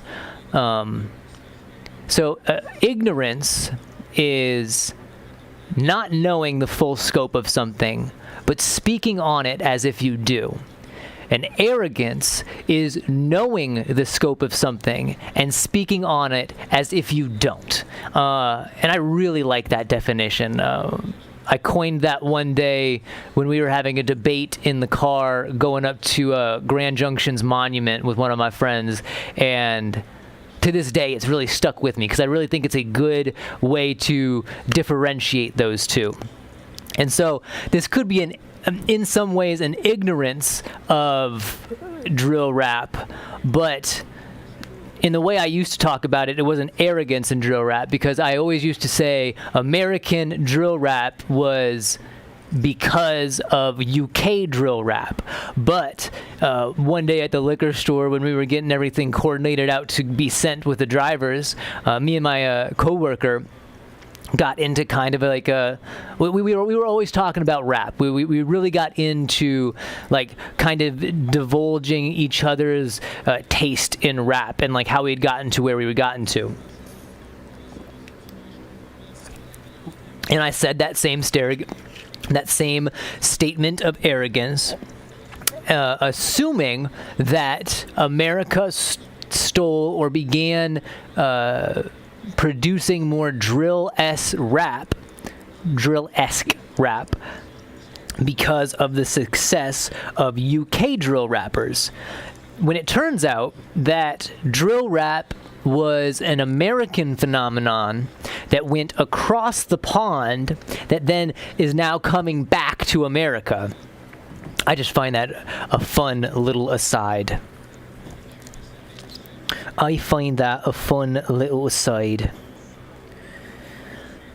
Okay, pulling out our pins. We're going to see how these lines look. And goodness me, I do hope that they are going to be fine and okay, and we're going to be able to at least try to put a stitch down.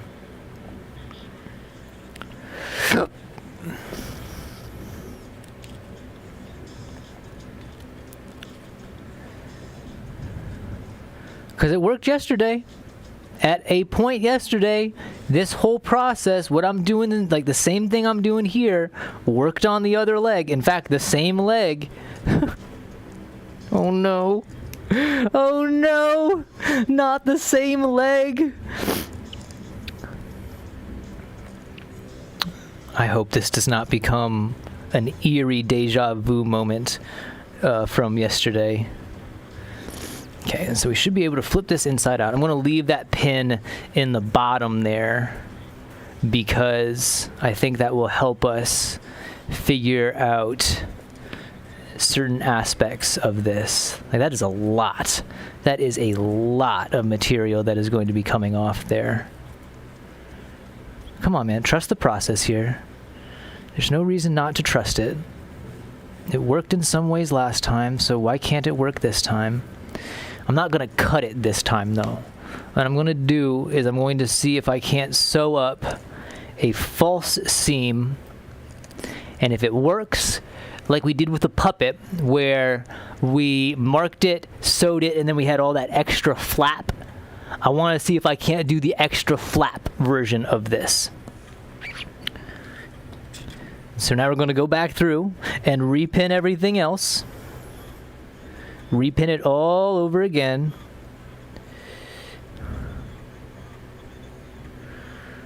Let's go through there. That's going to come back. Go through there. Is it supposed to go on your thumb? Is that why it's called a thimble? No, it's a thimble, not a thumble. Thumbelina is where I'm getting that one. Thumbelina. Goodness me. Okay, so we go through that side, well, that side to that side, and then from this side to that side, like that. Back. Forward. I have no clue how I'm supposed to use this thimble. Is it that way? Maybe that's how it's supposed to be. You put it on that finger because that's where the finger ends up naturally. That to there, to there, to there.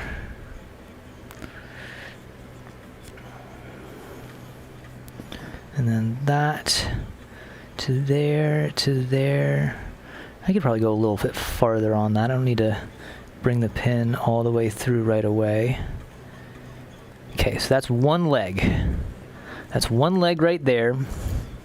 We already have our kind of pin right there. All of this material really should be kind of in and on that side, but I don't think we're going to be able to do that. So maybe, does it have to set up like that? Like, that's going to be weird, isn't it? Because, like, normally you would want all of this excess material on this opposite side. Do I have to take this center pin out? Like, that center pin feels so damn important to keep in there to regulate all of this material from bucking out. But let's risk the biscuit, man. Let's see what happens. Let's see what happens. Again, we're not making cuts. We're not making cuts. And a part of me thinks that yesterday, me making the cuts the way that I did really led to the situation being what it was. And so now we're just trying to match up these two sides as best we can. As best we can. Okay, so we need to find our centers again. So that's one center, and that is going to go, why am I doing it on that way? We do it like this.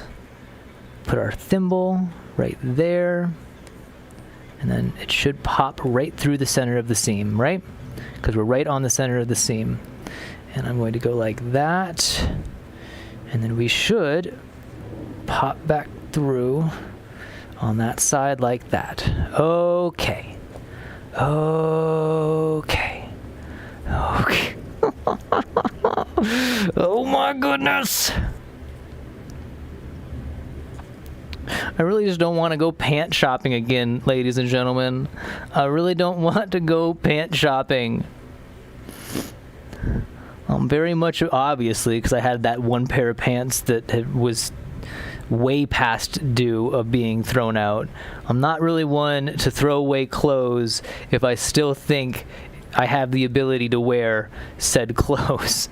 So clothes shopping for me is weird in the general sense, and then also it's just not something that I like doing. I've never been one to want to go try clothes on. Once I find a set of clothes that I really dig, I tend to wear them until they just dissolve. I don't like what's happening here. We're getting a lot of weird buckling on the fabric. Come back here. You're supposed to be serving a purpose. What purpose that is, I don't know. but you're supposed to be serving a purpose. There's that.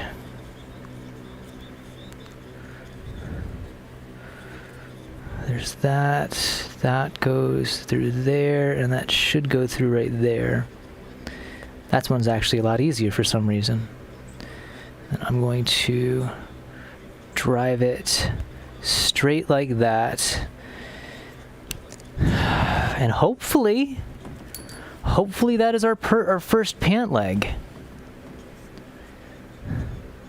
You know what? I'm going to put one more pin on this opposite side because I do want to try to elongate the leg. And so we're just going to follow these two last pins there.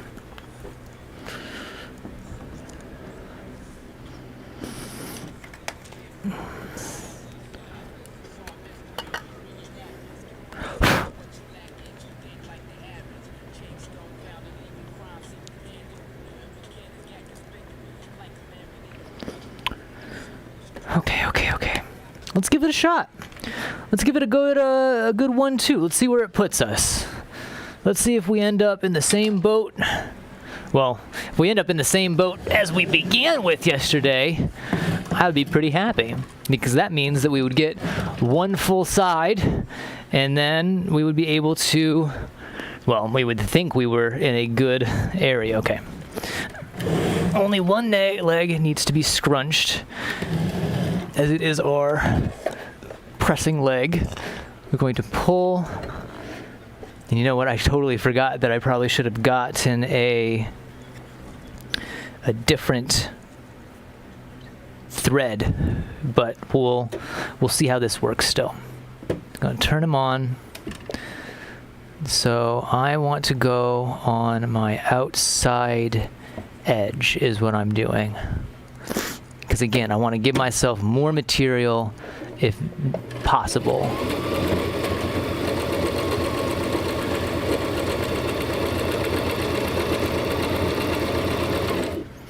Okay, that's one side. Well, here actually, I'm going to go down one more. We'll sew past. How about that? Cut that. Pull it out the back.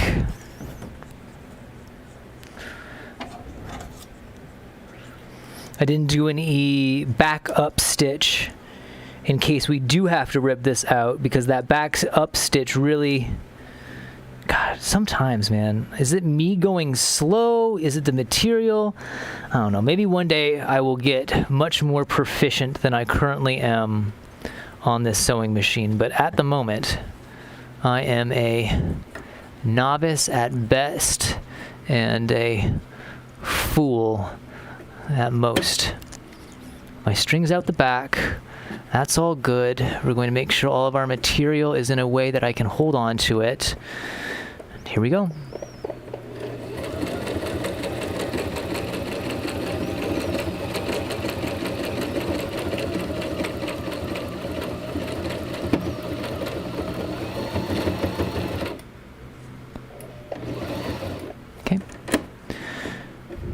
Pull it out. Come here. Do that. Let's clean some string. There.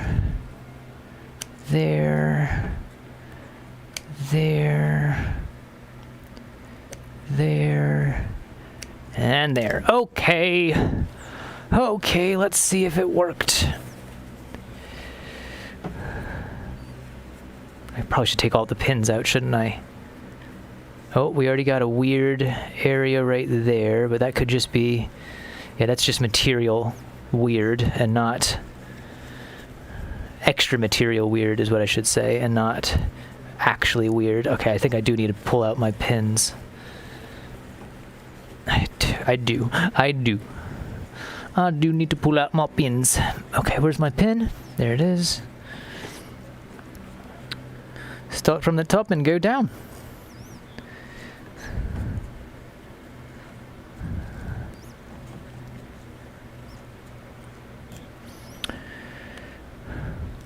do that. And thank you, pin. There. All the pins on that side. That guy. All the pins on this side. That guy. And our centering pin, which we got right over our inseam. I think that's what it's called. So that's pretty good. I'm pretty happy about that. Cut that off. Okay, strings. I want to go there for now. Okay, moment of truth. Let's see how it looks. Am I going to be happy with it? That's just weird string. That's just extra material there, so we can't worry about that. So we have to kind of think of that as not being there. If we pull this side through, obviously that's going to look weird over there too. But that leg ain't looking bad. That leg is not looking too bad. Yeah, the way the material is in there right now is just, it's kind of guffing up the whole feel of it. Because that's where it ends. So all of that is unnecessary. But that is basically our leg, right? Yeah, because that's all material in there. And then that is all material in there. And that's where it's going to come up on that side. Ooh, I'm tentatively happy. I'm tentatively happy right now.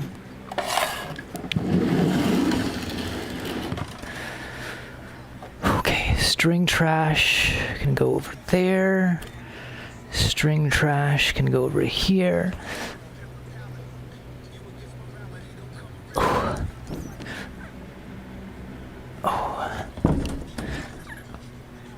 Days. Okay.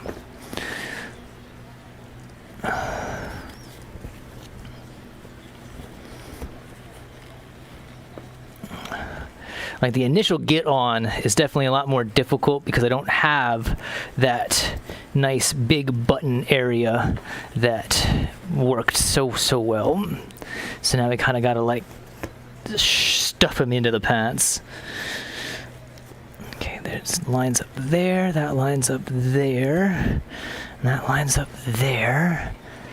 That's where the leg is. There is kind of a weird bulge on that side. But that's where that will be. I feel the bottom of his leg there. It's not bad. I'm hesitant to say it's good, but it ain't bad. It ain't bad at all. Well, so I am going to trim off some of this lower fabric down here, just because it seems like a lot. And I think it's causing a lot of extra or a lot of unnecessary folding for us.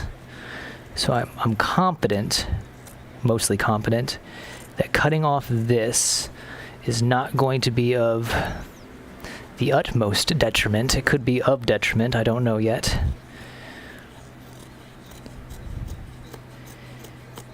Okay.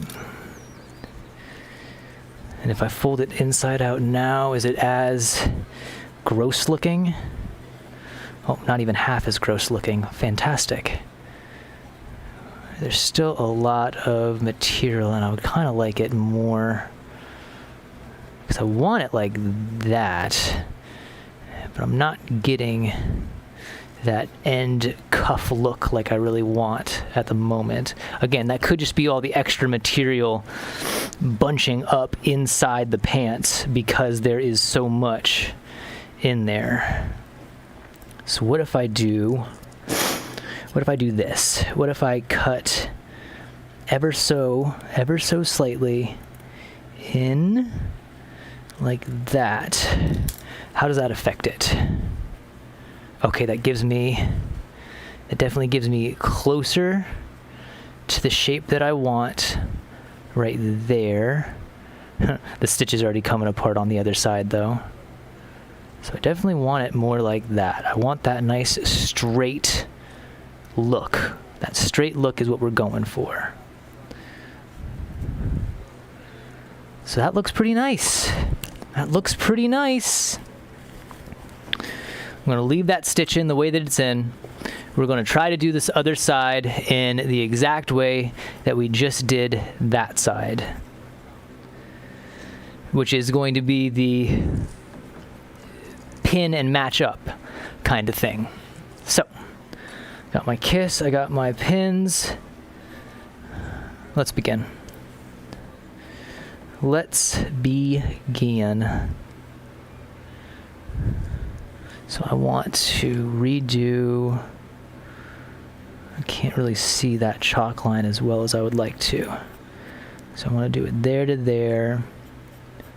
That's where we're matching up, right? That's where we're matching up. That's where our first pin goes through.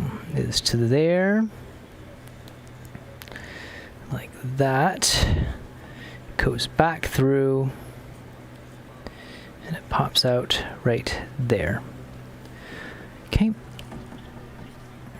And again, we're only doing the sides of the legs in hopes that it is going to work.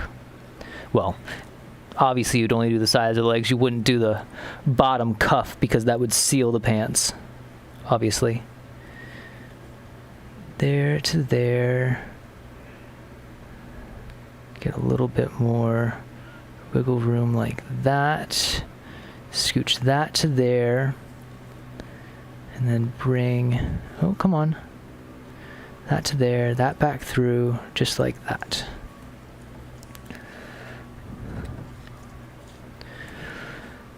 Okay, okay, okay.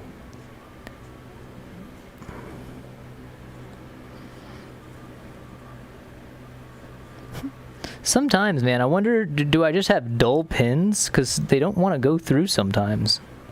Son of a sea snail. Ow. That was a bad poke.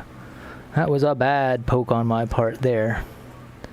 There to there, to there, to there. I got one needle in the pin cushion right now, and it is always trying to assert itself as a pin. I find that very, very funny. We're going to do the same idea where we're going to go past where we assumed our end line, or I guess the knee line is what I was calling it, where the bend of Chopper's knee is. We go past that ever so that we can basically, or at least hopefully, we can make sure that we're not cutting off too much on the bottom, leaving us some to act as a our center line already popped through, didn't it? It did, yeah. That's okay. That's okay. I'm gonna find that same center area.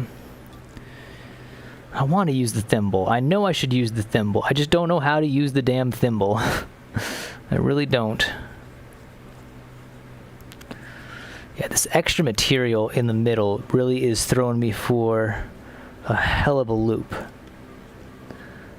But it should be there to there to there. Just like that. Right? Right.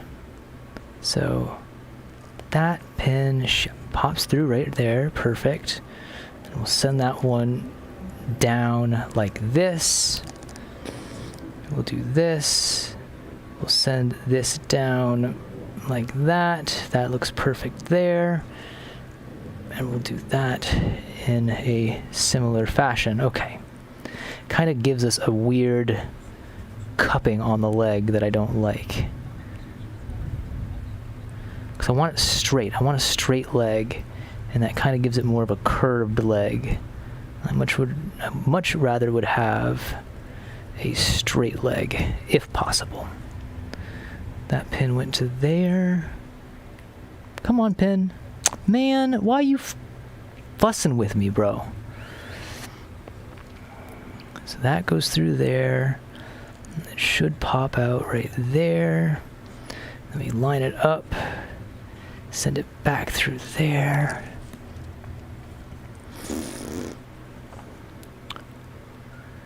There to there. And of course, with all this manipulation, my chalk line gets ever so much more faded as we go through the process. So, though that center line popped out, the spirit of the center line kind of is still there. So hopefully,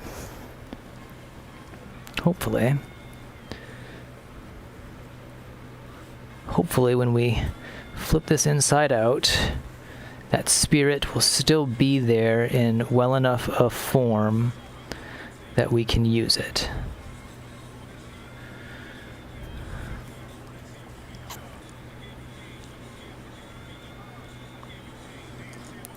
Let's get our chalk.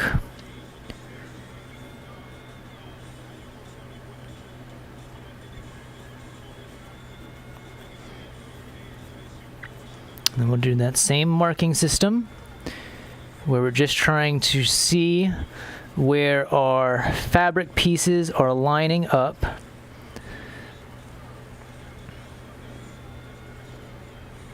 What? I'm so confused. Why do I have... What in the world? Oh, is that because... We didn't get that on that side though, did we? Why did I get that on this side and not on the other side? Very interesting. So maybe if I just take it in the idea that this is the side that I want and this is the middle area that I don't need, I won't have to worry about it. Because again, hopefully all of that material will be disposed of. Okay, we have our seam line area, and of course that's where the tag is. It wouldn't be something without just a random piece of something blocking our way. Okay, let's go through there. Try to bring as much of the material to where our pins are as I can. Really trying to get into the crease, because I think that is our best way of, garnering a good marriage together of those two places in the fabric. Okay, that's done. Now we flip it back out. We get all of our pins back out. We flip it back in, put all our pins back in, and we'll send some thread through. I don't need this. Thank you. I just thought of a funny, it just popped into my head. Because, I got all my fabric there. I got all that other foam board. And, again, the mind always wants to, for better or for worse, or for at least keeping us on task without being scared still by the possibility of possibilities. The mind wants to build the next thing. The mind wants to take the idea that I have for the walk point, and once this is done and we get the approval of whoever and they say, bet, we like it, keep going, we want to see what you do with walk point. We got ourselves cats that can make puppets. We don't need your particular puppet, but we still would like to see the we would like to see walk point next, because that's interesting. We can make a better puppet than you, and you can control said puppet, but we want to see what your take on walk point looks like. And so I got the foam for walk point. And what the mind just kind of jested at for a second there, it was making fun of me because it was like, well, if you have to do walk point, you're going to have to go back to Walmart, find these pants, and and find the size that's going to fit around the back haunches of a deer. And then you're going to have to make another set of deer shorts. Oh my God. I would love to. I would love to struggle again making another set of deer shorts for a different variation.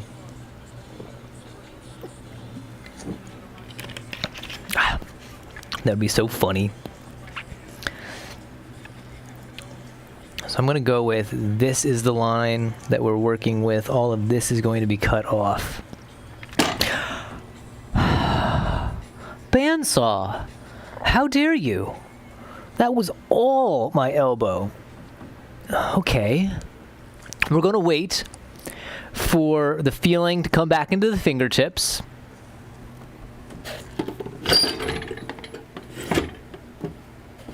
You were doing so good right there. Do I got wing room now? Okay, I got some wing room.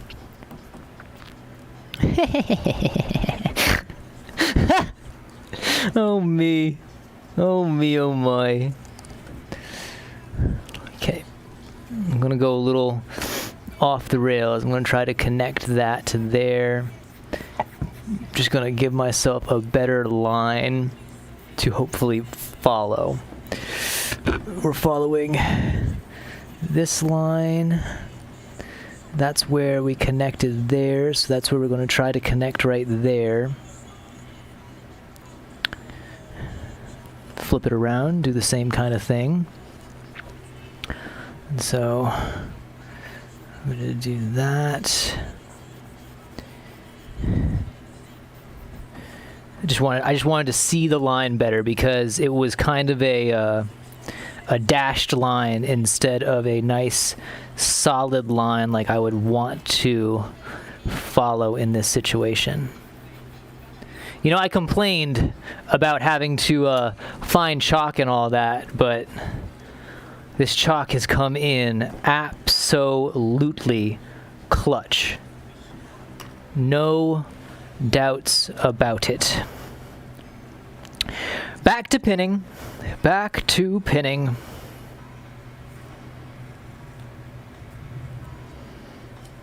I'm cutting the tag. I'm cutting the tag.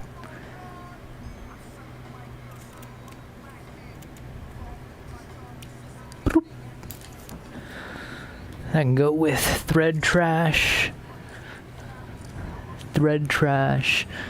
The puppet retains thread like none other. It almost like works itself into the puppet fur fibers. How funny. Okay. First pin down. I don't know how many. I've never actually counted to go. I've never thought to count, honestly.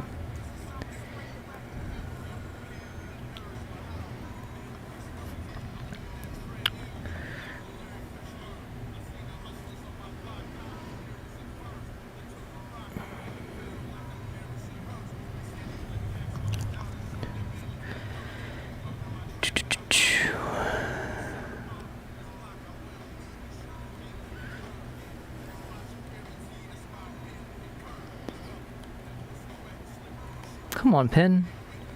Thank you. Thank you. Merci. Merci beaucoup. I took French in high school and in college. All years of high school. 2 years in college. And man, I am so upset that I retained so very little. Because it was only until later in life when I became a real enthusiast for Sam Beckett did I realize how much of his works were in French and how much I wanted to read certain works of his in the actual French language and not a translation. Mind you, Beckett did his homework and he himself translated a lot of his own works back into English, bless his heart. But again, I would love to read certain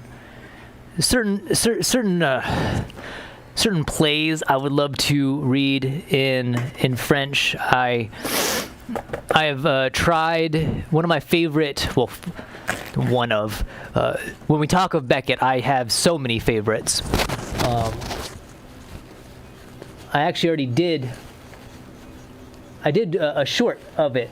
I did the beginning of Lucky's speech from Waiting for Godot, and it's a great speech. It's said to be a nonsense speech, but I hold that it is only nonsense because it is strung out so fast with such a pace, and depending on the actor, with such volatility that what is being said might not be really heard by the audience. And so I would love to hear, or I would love to I would love just to have that in my memorization. I'm trying to think of where I cut it. I don't have it too far past. Like, it's a hard speech to memorize because it's a lot of repetition, it's a lot of regressing, it's a lot of saying the same thing back and forth. But in my mind, Lucky's speech is very indicative of how your normal theater show kind of goes, because it happens right at the break, right before the break for intermission. So in a way, it is treated as in a way, it is treated as you are watching this show. Not a lot is happening in this show, if anything, depending on who you ask. And then this character comes out with this other individual attached to a rope, and he is mistreating this person. He is kicking him. He's calling him dog and pig. And this Pozo is just trying to exude that I am better. I am always better. But for some reason, Lucky and him are inseparable. And Pozo basically says he used to be able to, he used to think. He was great at thinking. And Estragon and Vladimir want a demonstration. They want to see Lucky think, because how interesting it is to see someone think. And so Pozo commands Lucky to speak, to think. And he basically tells him that, and Lucky starts with the phrase, on the other hand, with regard to. And the way that I always took on the other hand with regard to is that Lucky has spent so much time mulling over his life and the things that has happened to him and the people around him, that he got so caught up in this thought, in this conjecture, this idea of life, but how life is then represented by academics or people of the cloth or people that don't believe in God, that only believe in kind of the natural state of the earth. But he's been so wrapped up in it that that's all he could ever talk about. And the only person that at some point would listen to him was Pozo, and Pozo kept him with him because maybe at a point Pozo liked hearing Lucky think. But at some point he told Lucky, you just need to stop. You need to be quiet. And Lucky had nowhere else to go, so he kept following Pozo everywhere he went. And in turn, Pozo and Lucky became are almost one captor in the same. And so Pozo says speak. Lucky begins to speak. On the other hand, with regard to, because the last time he was speaking, that's where he started. And so that's where he was going to start again. And so the speech begins he says, on the other hand, with regard to, and then he says, stop. And then Pozo commands him to, I think, go backwards, forwards, stop, speak, pig. Given the existence as uttered forth in the public works of Puncher and what men of a personal God, qua, qua, qua, with white beard, qua, qua, qua, outside time, without extension, who from the heights of divine apathia, divine aphasia, divine aphambia, loves us dearly, with some exceptions for reasons unknown, but time will tell, and suffers like the divine Miranda, with those for reasons unknown, but time will tell, are plunged into fire, plunged into torment, which plunge into the torment, which fire flames, if that is to continue, and who can doubt it will, fire the firmament, that is to say, blast hell to heaven, so blue, still, and calm, with a calm so intermittent that it is better than nothing, but not so fast, considering what is more. In spite of the tenets of the Academy of Anthropometry, of Essie, of Posse, of Testing and Cunard, it is established hereinafter, and then that's kind of where I really kind of dissolve it, because again, it's very much this. He is trying to get out his thought, but he has spent so much time trying to understand the world and understand the aspects of other people's view on the world that he cannot leave that out. He has to bring in Testune and Cunard, which for me was always a hearken to the academic. Because it's like him referring to, well, these guys said this, and they're saying that based on a god with white beard who is all and everything, and in some ways he's kind of regurgitating what they said, but he's also regurgitating it in a way where he's like, but I don't really believe that, but in some ways that I kind of do, because he says, fire the firmament, which is basically the firmament is the area between us and heaven, but you're speaking on those that were plunged into fire because they didn't believe in something, and that fire would flame the firmament if it continued, and who can doubt it will? Who can doubt that the world will not continue to go on and on and on in this kind of cyclical motion? It's so good. It's so good. And it's just such a fun speech. And I truly believe it is the speech that he always, like, in my mind, or at least in my interpretation of Lucky's speech, Lucky is trying to explain why it was both wrong and right and inevitable and horrible that people around him die. I assume that he had a wife, he had a child, he had parents, because throughout the speech he references the skull in Connemara, a place in Ireland, I believe. Beckett is an Irish author, and throughout the speech, it's a skull in Connemara, a skull in Connemara, a skull in Connemara. I think it eventually gets to a skull in Connemara. And he talks about something, and I've always loved the phrase, and maybe, again, I could be misinterpreting this. I'm just a person that is a fan of Beckett. There are scholars of Beckett that have just eaten apart every aspect of his work.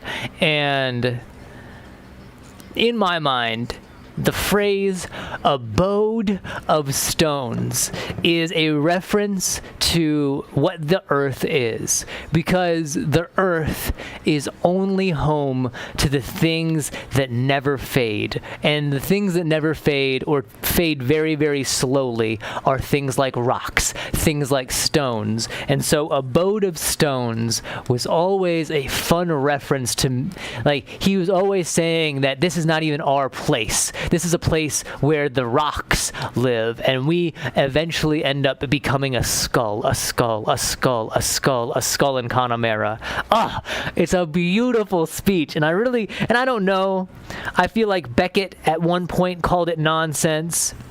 I think many people have considered it to be nonsense, but for me, it is truly the essence of what that moment in a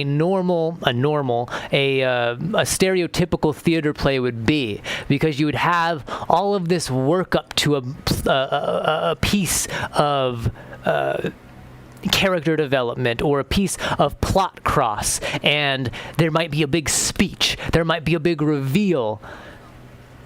And then it goes to intermission so that you can really settle and you can be like, oh my God, I can't believe the butler did it. Or, oh my God, I can't believe he said what he said, and what's going to happen in the next? What's going to happen in the next act? And the way that Beckett did Lucky's speech is that he did it, and you have Vladimir, Estragon, and Pozzo on the stage, and Pozzo has heard this before. He is tired of hearing it because he can't reason with Lucky, because Lucky has gotten so into the idea. So the whole time Pozzo is sitting there and he's driving himself mad. He's trying to close out his ears, and then Estragon and Vladimir, they can't go anywhere because they're waiting for Godot. So they have to remain where they are on stage for the most part. And so they're running around. They're trying to hide themselves from, in my mind, in my interpretation, they're trying to hide themselves from what they're seeing as the possible truth. They're realizing that, yes, all we are is just bones. All we are going to end up is just a skull in wherever we end up dying. And this is all based on, like, no matter what you do, no matter all the things that you could do, because he lists out a whole bunch of sports. And there's a fun moment, because he lists out a whole bunch of sports, but Lucky brings up the idea of tennis often. And this, I'm really getting into the theater stuff right now, I apologize. But tennis is funny because tennis, you think as a back and forth between two people, and you could think of tennis as a conversation between two people. But in the early stages, I think it was the Restoration Theater era. It might be a Restoration, I could be wrong. But one of the stage setups that they had is that they had these large tennis courts that the Royals would play on. And so the Royals would then just bring in performers to perform on these tennis courts. And it's kind of this funny harking back to when the performance was happening. Instead of just with an audience there, you had an audience there and there. Oh, I read a lot into it, obviously, but the whole reason I'm talking about this, the whole reason I'm speaking on it, is because I want to read Beckett in French, and because I didn't read French, and because I said merci beaucoup. The only French that I really remember are these little things that I have decidedly taught myself. Like, I love calling my little cat mon petit papillon, my little butterfly. My little butterfly of a cat. Or le chat blanc noir. My little mon petit chat blanc noir. Blanc et noir. Yeah. Mon petit chat blanc et noir.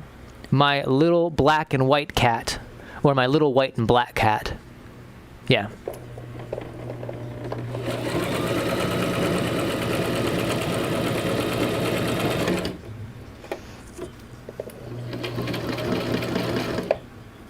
Why are you not going forward, huh? What are we stuck on? Is it a pin? Oh, I bet a pin drove itself down. Yep, did.